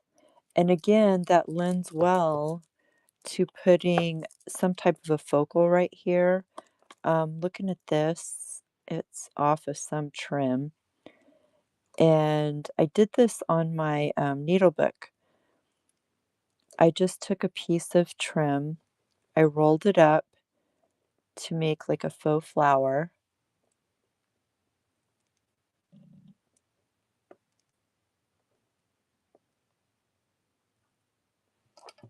Put a drop of glue ish. And I'm going to pop that down there and see what sticks and what doesn't. That's fun.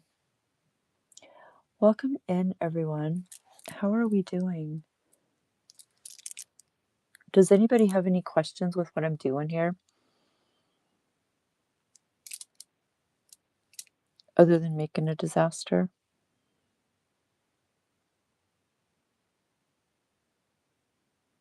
DV Shay, welcome in.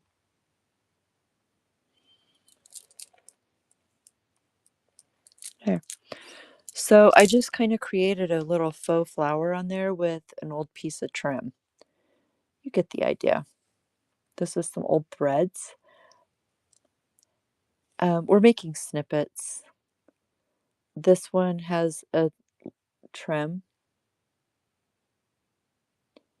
My number stamp set is $5.99 on the Big A. This is with some washi tape. So, I mean, you can pretty much do whatever. I have a whole pile going, and I can keep going on this until I get the whole strip.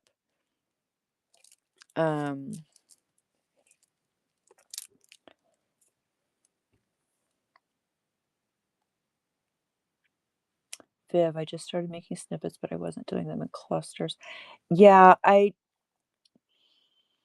my thing with it is because most of my journals that I make for me are pretty grungy, I just kind of do my thing.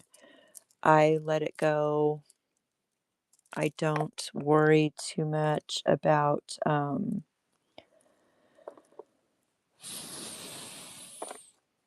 all of the terms and all the things.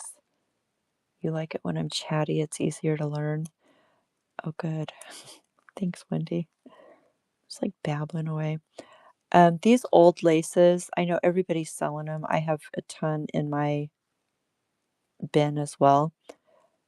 And it's just old school stuff, but they are perfect for taking apart and adding to your snippets, to your journals, to your tags, because this is kind of a little obnoxious and overwhelming in a journal. And I mean, it has its place. We put some in our Christmas journal. If I had a seam ripper in here, this would be a lot quicker, but I don't. So, sewing room is in a different room. We will rectify that one day.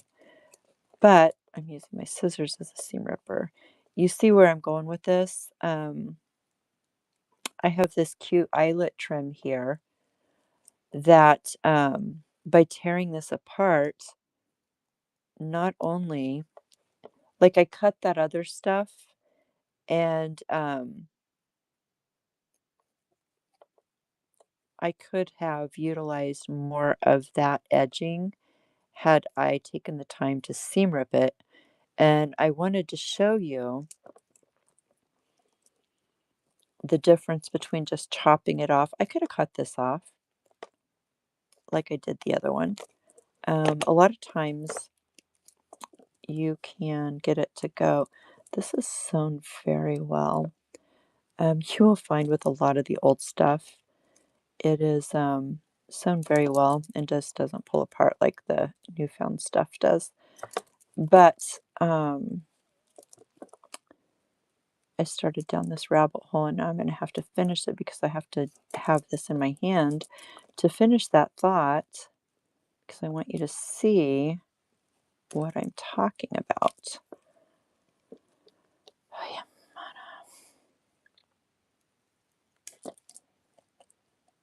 If I didn't have 60-year-old eyes, it would probably be a lot stinking easier too.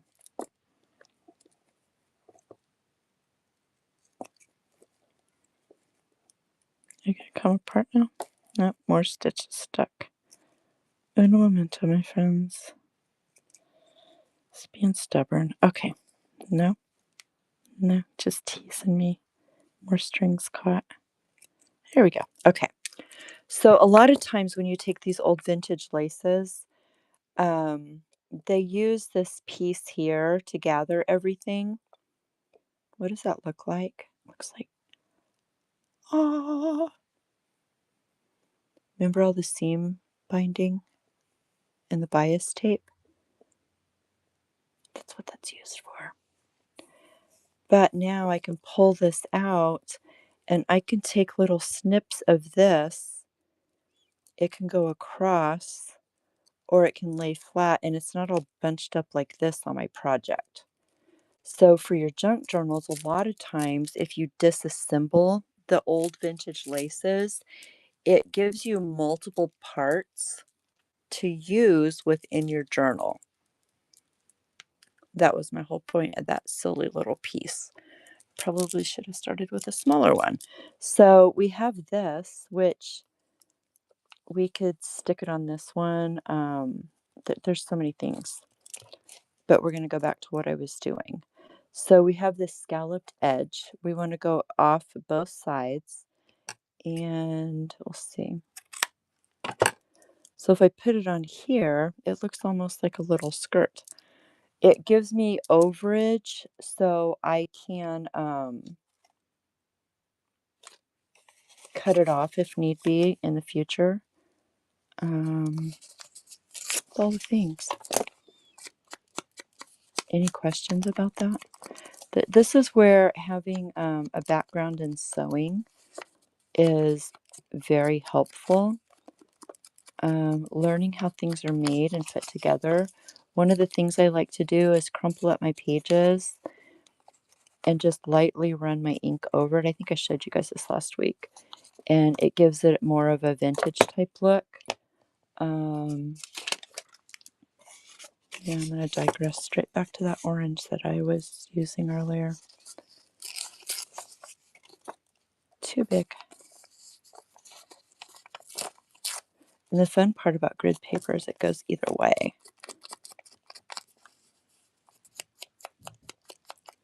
Oh, that's nice, Wendy. Yeah. You're talking to the lady that has a stack of jeans that I need to disassemble by my sewing machine. There's just not enough time in the day for all the things I want to do. So the other thing you can do, which I do sometimes when I'm not babbling and I can just like look at this, I will audition pieces and basically lay them down and go, oh, how is this going to look like this? Is this too much? Is it not enough? Thank you. Do I need to do something different? Do I add some fibers? Obviously, I'm in a fibery kind of mode. These little cutoffs from my ATC cards are really rustic. Oh, I like this. That's got some stuff going on there. I can live with that. So we're going to take the glue, covered a foam pumpkin and strips of old jeans.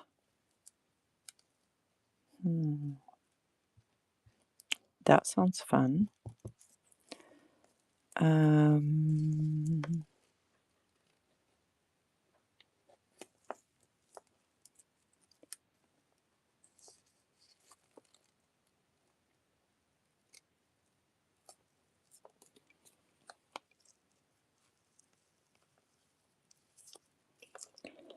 then we're going to blob in the center again, like we just did that little thingy. was weird. My watch is making crazy noises at me. So I'm just grabbing some of these. I'm letting them go every which direction. I don't think it really matters, but what's going to happen is, and you can see me building this, this is going to be a spot, if I can get that to stay, to put a focal. I could put a focal on here now if I wanted, but my thought is this is just this whole roll is going to be just like a base. And so if I'm decorating one of my journals or an art page or whatever, I can grab this and go a button, absolutely. This. So let's do this. Let's show this. So this would live very beautifully there. It would also live beautifully on that one, or this one, or that one, or our first one. So you see where I'm going with this. I'm doing bases that are semi-generic. They will kinda. I love you, thank you. Rob brought me hot coffee. Maple, hi love, how are you? Maple, you got a whole box of stuff in my truck. And I'm going to be in town on Thursday. I know, right? So there's that. No, he did. I didn't even ask him. He just came and grabbed it. I wasn't going to ask. So you see what I'm doing here is I'm creating generic snippets that I can personalize to wherever it needs to live permanently. Okay? That's what my whole point of that whole thing was. Is we're just creating generics. We can make them as fancy or as plain as we want. I did not see her on today, but I was not, wasn't on not a lot today. I was getting stuff done that I've neglected for the last 3 or 4 days from the train.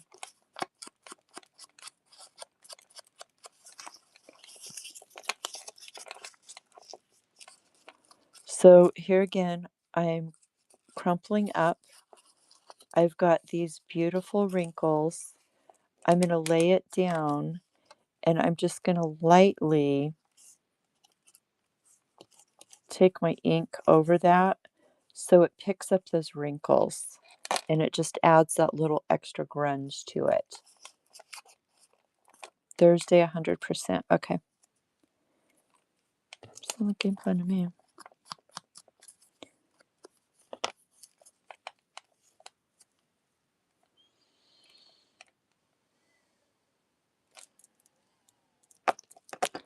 Really liking this. It has a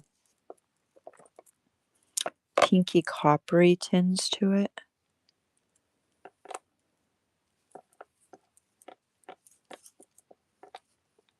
Oh, we don't want that purple in there. That just messes with the whole cringiness of this.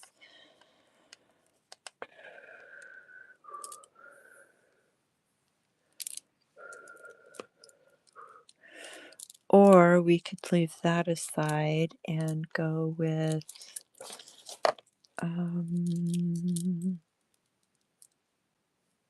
again, the gathered laces.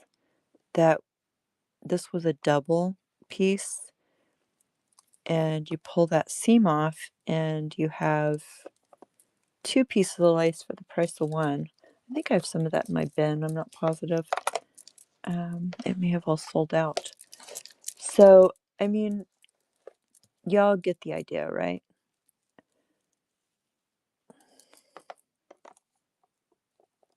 This was out of one of like the grab bags from Goodwill shopping. Somebody was attempting.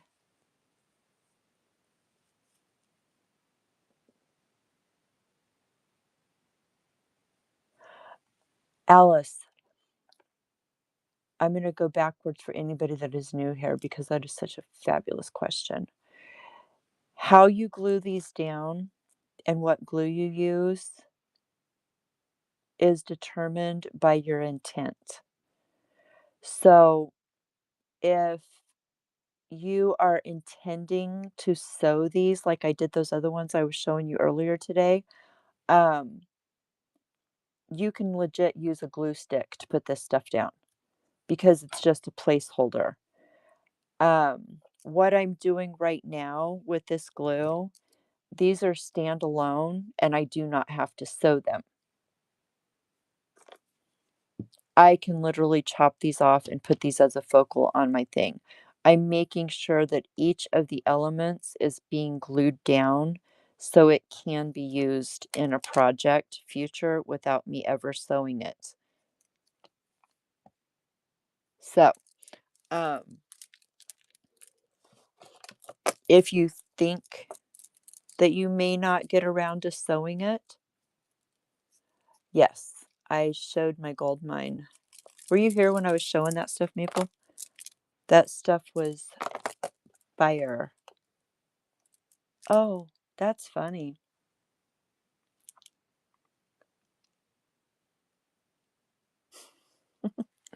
Yeah, I showed there was 2 bags that I got, and I mean, I offered it, and I'm like, "Are you sure you guys don't want this? Are you sure you don't want it?"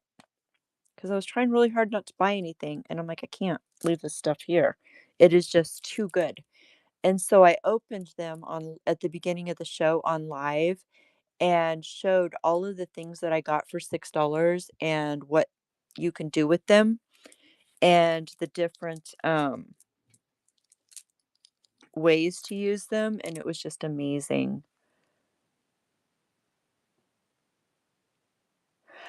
Yeah, it's here's the thing, like, Alice, I wouldn't use it to glue on a, journal cover.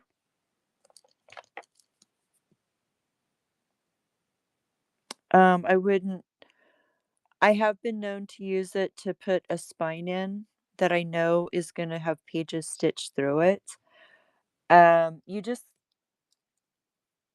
something that's gonna get a lot of wear, I wouldn't use it for that. This, however, we're creating focals, and I'm gonna glue more stuff on top of it, maybe, but at least each element is being glued down and secured as we go. Um, hey, look, I'm getting this all dirty with the ink on my hands. That's awesome. It's a good way to get the ink off your hands. So, I mean, it's all about the intent. Alice, I know you're learning and you're learning so fast and you're going to like surpass me in a few days. One of the things I was showing earlier, where'd that sewing stamp? If you don't have a sewing machine, they make stamp sets to actually look like stitches. So there's like a zigzag, there's a straight stitch, there's some decorative stitches. So they legit, and somebody looked it up. Oh, I don't know if they looked this one up. The numbers one they looked up, it was like $5 on Amazon. But yeah, if you don't want to sew, but you like the look of sewing, you can legit stamp and make it look like it's been stamped. Bubble bead, hello.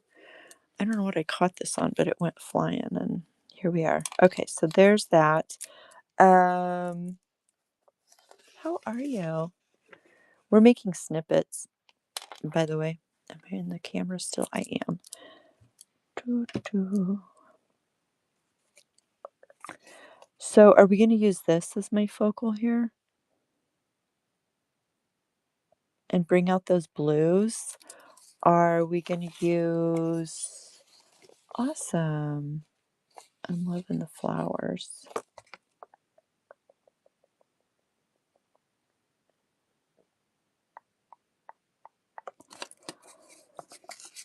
Okay.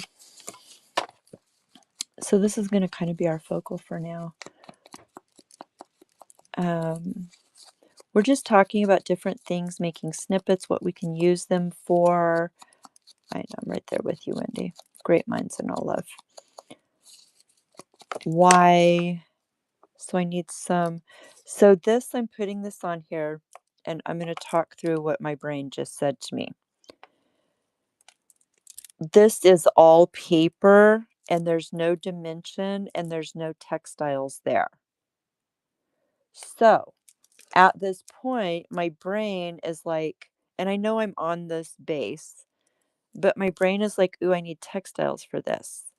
I want something that's not going to take away from my flowers or my grunginess, but I also need something that's going to make this pop.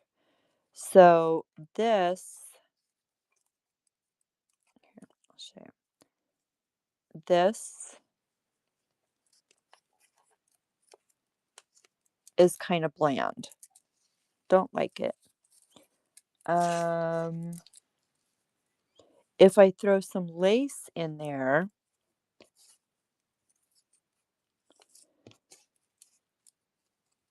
that's better because now we have different patterns. It gives you something different to look at. Not quite what we're looking for. A more open weave lace might help what we're doing.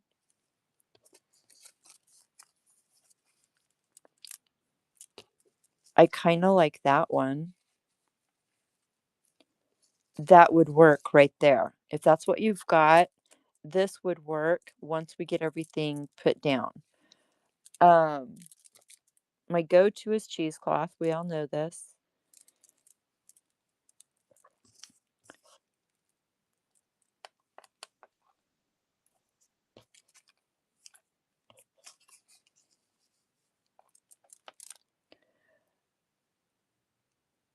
Wendy. Yep.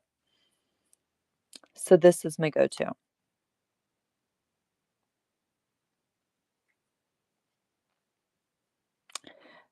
If I'm not using cheesecloth, I'm using this really awesome vintage cotton lace. Because for me, I actually like that to bring everything together. So what I could do in this instance is snip a tiny little bit, just a tiny bit, of my cheesecloth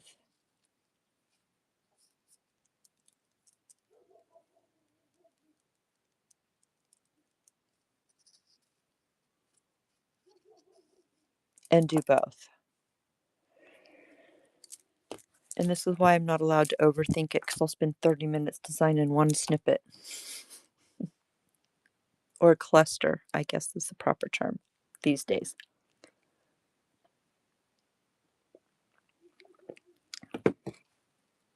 You see what I mean?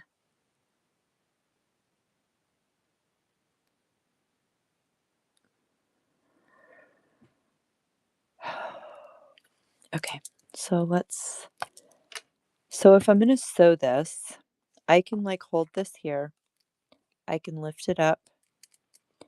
I can throw some glue down just to tack it down with my glue. And this is like doing tacking stitches. Yeah, I know. I don't like it there either.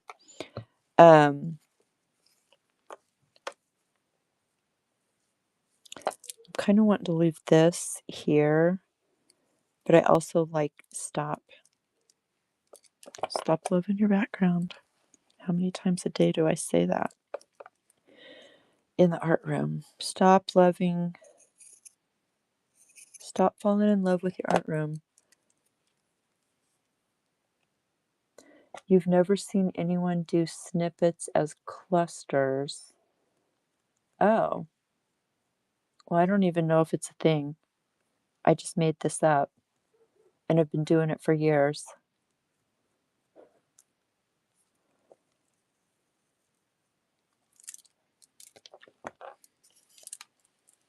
Interesting. It's not a thing. I just assumed it was a thing.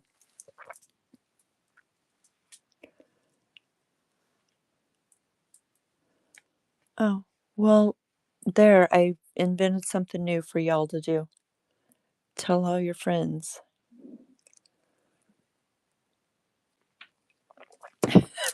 This has always been the way I've done this.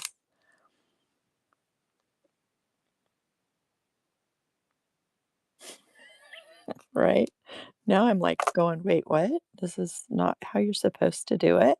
What do you mean I'm not doing it right?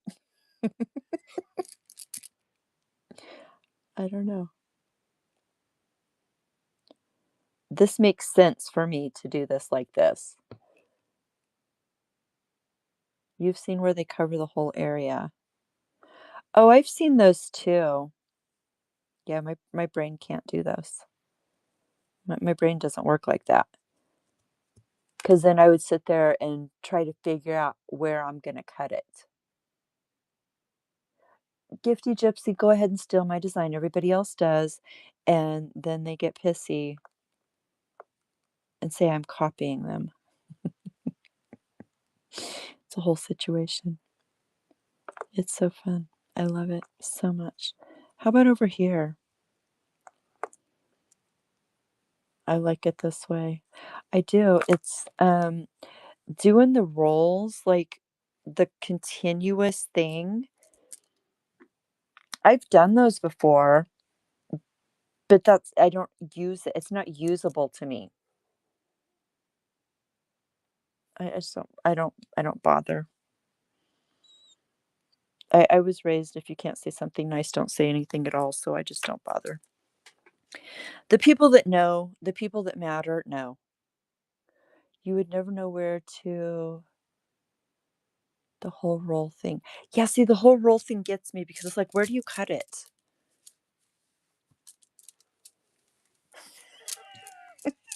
Alice, I love you. Where do you cut those things? Ooh. So it needs to go down and off the side. And then, no, this goes under here. See, this is why I am not allowed to overthink this stuff.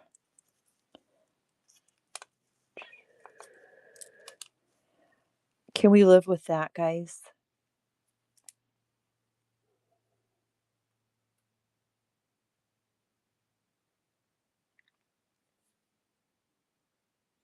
Yep. Okay. Thank you. My gracious. I just looked up. It says we're on YouTube. Lord. Lord. I didn't know we were on YouTube. I guess I had it turned on last night for the raid train. Kind of makes sense. Never works when I want it to.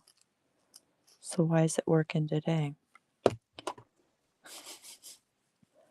Kind of liked that offset.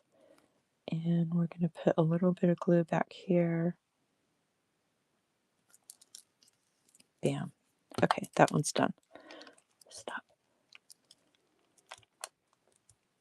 No, Nance, we weren't talking about you, honey. No.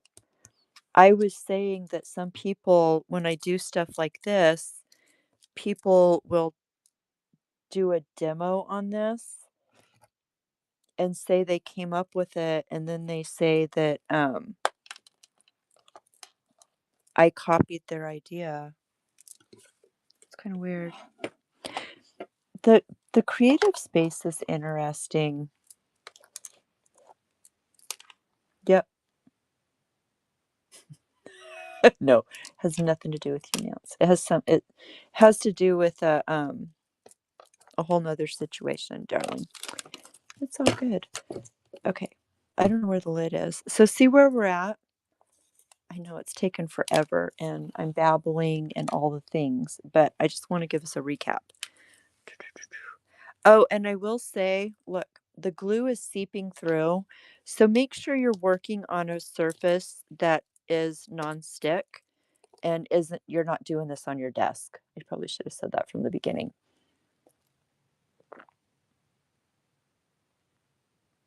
I know. I'm a smart ass. That's just bottom line. I'm a smart ass. But I've also been doing this for a fazillion years, and I'm the one that's going to tell you pretty straight up with the utmost love. So that's that. Um, it's sarcastic smack. So here's the first one we did. There's your second one. There's your third one. There's your fourth one. There's your fifth one. And there's your sixth one. Okay. Like, I have this whole other half of the, well, more than half, but of the duvet. Now, these will stand alone as, thank you. The stamps just make that, but I'm not overthinking stamping each individual one. For those that popped in, I randomly stamped on some book pages. I might have used them all. I don't know where they are. I randomly stamped on some grid so I can pull it as I'm going. And I've got this, here, I'll show you my pile because it's a hot mess right now. I have this whole pile of stuff that I stamped before we ever started. So I'm just grabbing from this pile. It's a mess, literally a mess. But I have this whole pile, and yes, I'm running around out of stamped images, but by pre-stamping just randomly, it takes away the I'm over analyzing what I'm doing. These edges of these pages are great to stamp words and that kind of stuff. Old gel prints, coffee, tea dyed papers, scraps. If I showed you my scrap bin, y'all would just die. Great. I love how I've seen these made here, there, and everywhere. Everyone's, yeah, right? Snippet. I think it was a great away. Well, anyway, never mind. Shut up, Tim. So yeah, it's everybody has their own style, and everybody, we all learn from each other. We all observe each other, and we take bits and pieces, and we use what works for us. Um, and that's just the bottom line.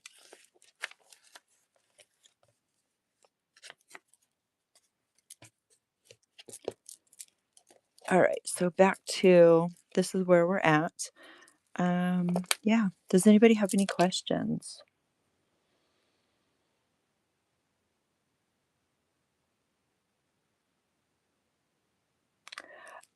I call it snippet rolls. This is how I make them. You may hear them referred to as clusters. And so basically what I'm doing is, let me see.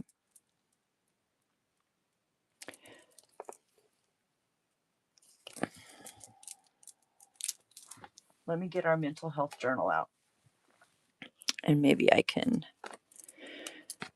So we are working on a journal. Oh, that's awful close.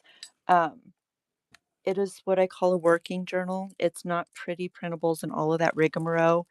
It's teaching how to do different things, okay? How to do the pockets, how to do tip ins, how to make tags, all of that. So let's say I have this tag that we made a couple of weeks ago. It has a saying, it has a place for journaling, and I wanted to put this in my journal, but I wanted to decorate it a little bit more. I can literally snip this off, put this on that tag, and put a button on here or a flower or something to tie this together. So what this is going to do with this tag is it is going to give it dimension. It's going to give it texture. This is cute. This tag is great, but with this on there, it's awesome. Does that make sense? It just kind of steps up. Um,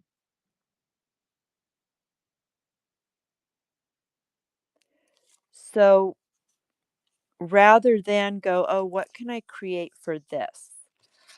I do a whole strip of them on old fabric with all of my scraps, fabrics, papers, all the things.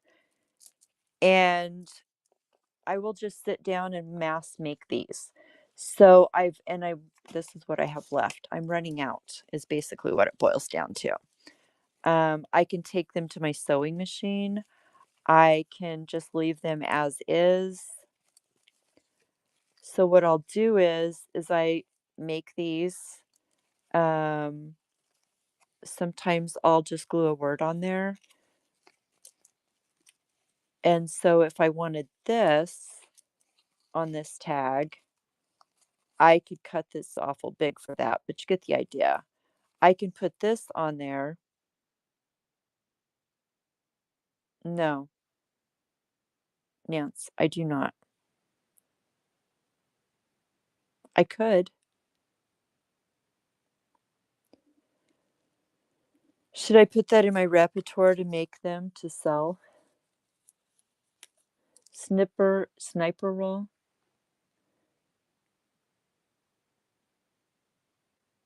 I should make them and sell them. Okay, I'll start working on that. So like this one, it's old maps, words, lace, and the premises behind this is I can just cut this and put it on this project. None of the rest of this is going to show.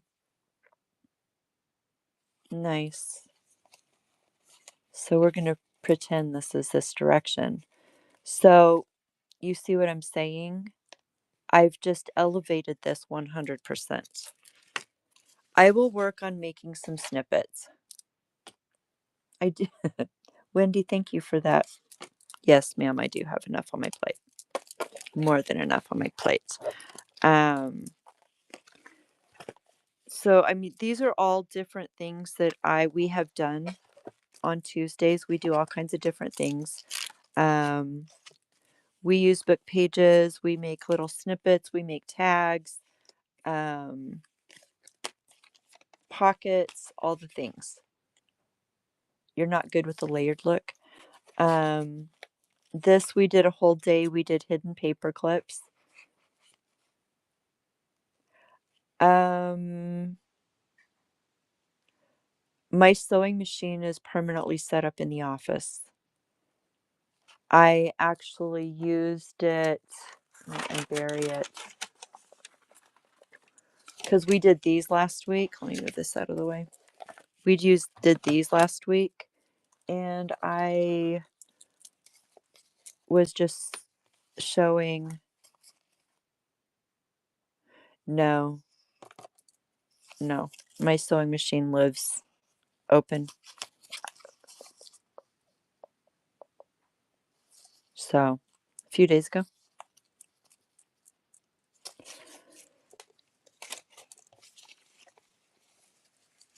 So there's that. It's just here my thing. I think maybe where the confusion was, Greta, is I want to get it moved into the art room. It's set up. It's usable. I just want to get it moved in here so I can show how I sew these things and how I do these. Yeah.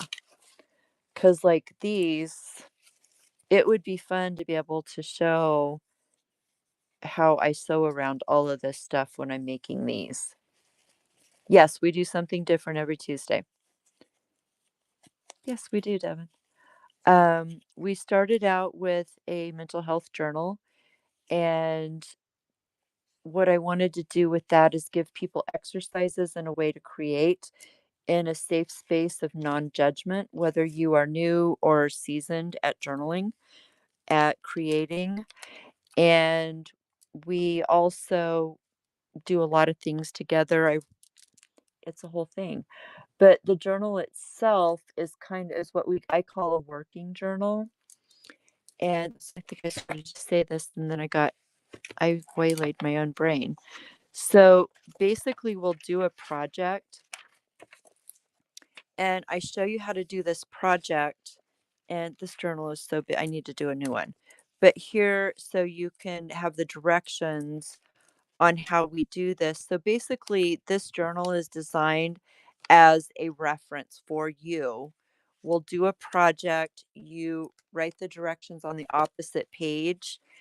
And so when you have another journal that you're working in, and you're like, "Ooh, I want to put this in here. How did we do this?" So you have a space on the opposite page to write. And so you can flip through here and go, "Oh, I want to do this in my journal," or this would be a good idea for that. You know what I'm saying? This is more of like a ideas book. Um, I said this one, Greta. A manual. Thank you, T. So it's just I wanted to be able to give everybody different ideas of different things you can do, learn the basics in a place where those ideas can live. So when you go into the big bad world of creating, you have a place to go to and like, ooh, what should I put? Ooh, I liked this one. Let's do these.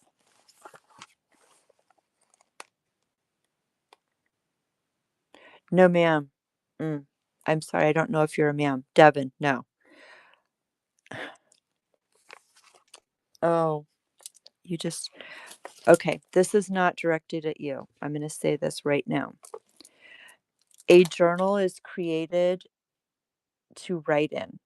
If you look up the definition of journal, it is a place to write. If all you have is a bunch of pretty pages and pictures and pockets and all of that, it's a book. It is not a journal. Every journal I make, I would say 3/4 of the pages are for writing. I use all of my journals. I rarely show my journals on here because I have so much journaling in them. And my personal journaling, I don't want on live. Does that make sense? Um,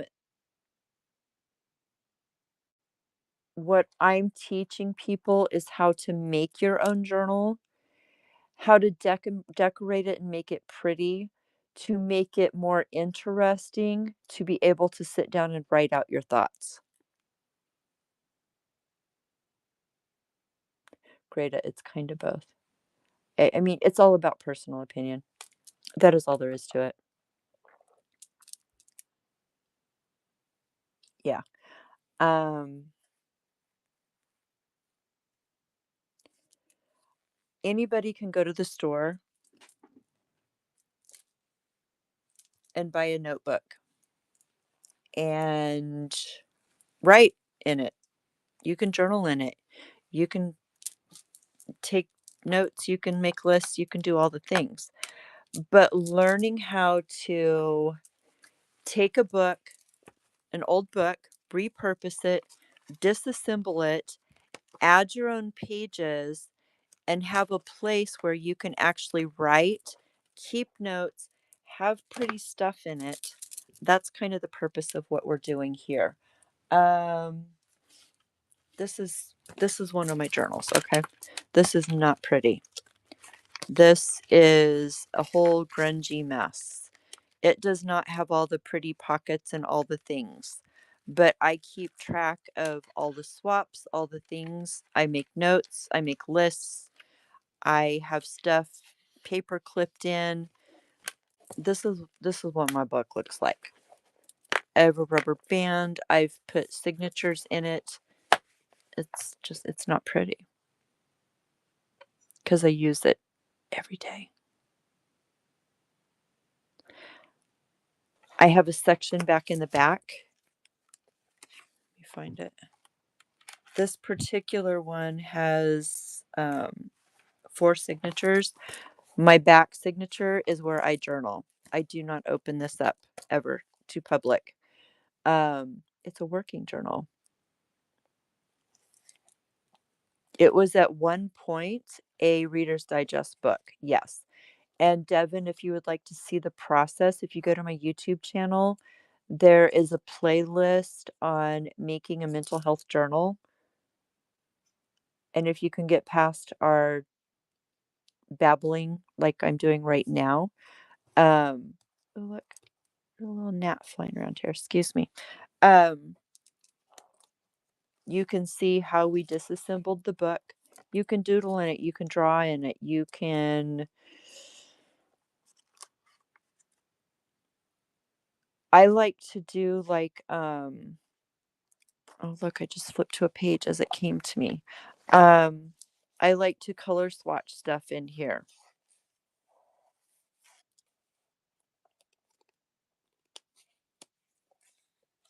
Hi Julie, Whimsical Birdie, how are you? Yeah, there's some more journaling over there. But you see what I'm saying? You can use it for whatever. I love how you guys put your ideas in there. Yeah. Don't get me wrong, I like making pretty journals with all the fancy foo-foos. I really do. But on Tuesdays, we've kind of focused on just different ways to decorate your journal and working on your mental health, if that makes any sense.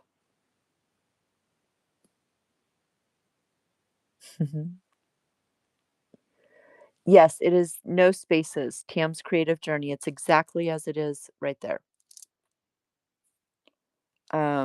And if you have questions, you're always welcome to reach out to me. I got a lot going on right now, but I will get back to you eventually. So I think we're kind of going to be done. Does it sound like we're done? It does. It's almost 7 o'clock. I need to go see my husband. It is his birthday.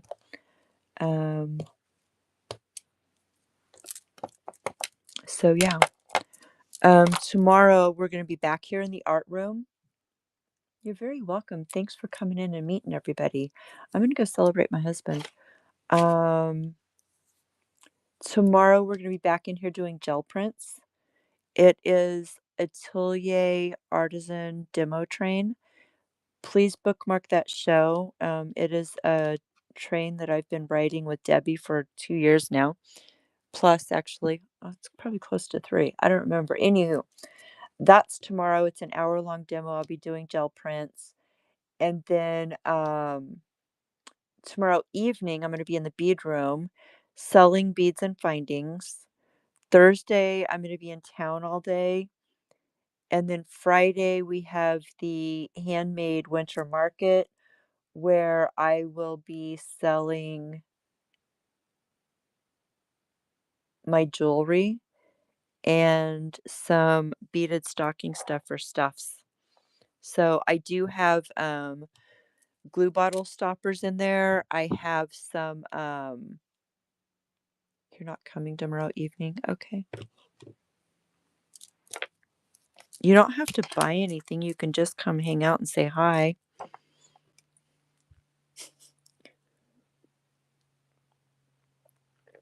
Wendy, did you got your package from last week? I'm assuming. The mail's been hideous lately, but I'm assuming you finally got it. Do I know how? Absolutely. Did you see me and Mary's show last night?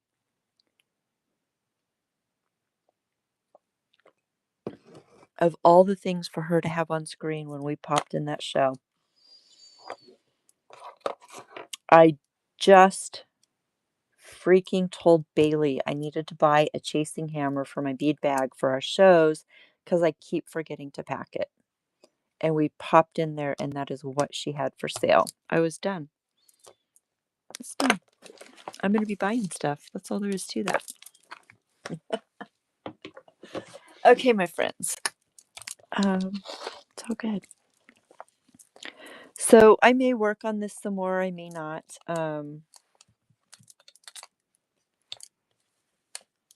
Like in the next few days, I'm just saying. I may save it for next week. I don't know. We'll see where things are at right now.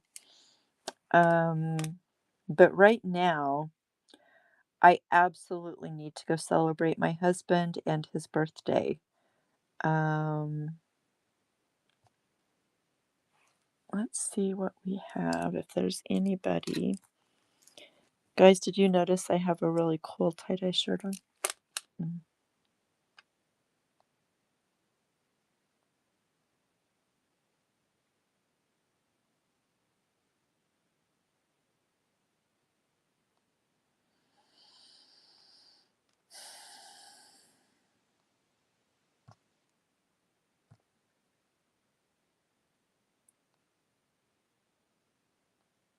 Trying to find somebody to raid into. This is a disaster.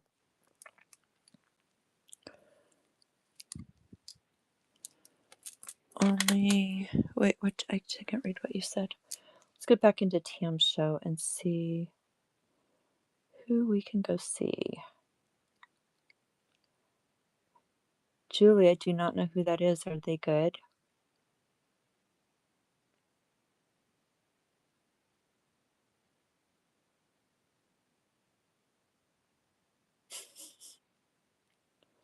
You do not know. Okay. Oh, I forgot about that. Yeah, it drives me crazy. For some reason, one of the sleeves is shorter than the other, and I just deal with it. Okay, we're gonna see what this says. Create a raid. Let's see.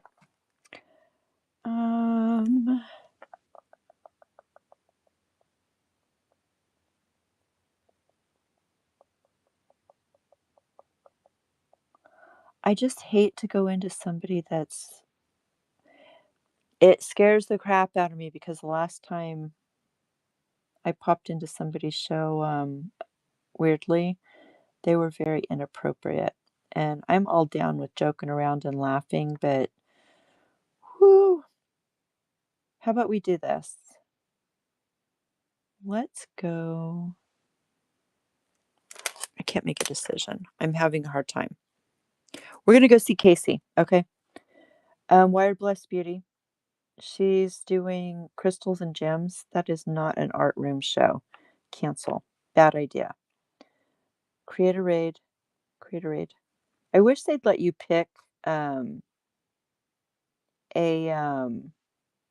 topic. Does that make sense?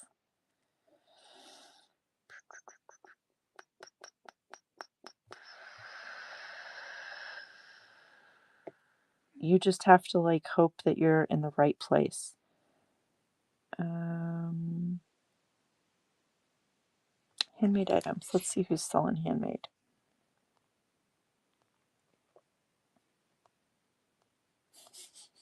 There's just no good people on right now. Have you all left while I'm over here freaking trying to figure out what I'm doing? Because I've been at this for 5 minutes. A giving tree, other craft supplies, Florida flips.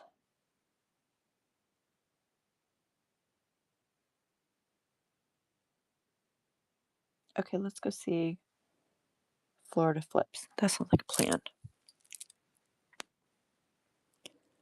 Create a raid. It's a huge enough seller. We're good.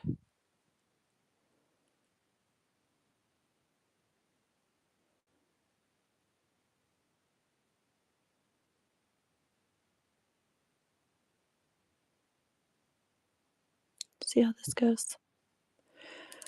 Much love to each and every one of you. Thank you so very much for hanging with me. I'm going to go celebrate my husband and have a blessed rest of your night. And I will see you tomorrow for Jelly Prince. Love you.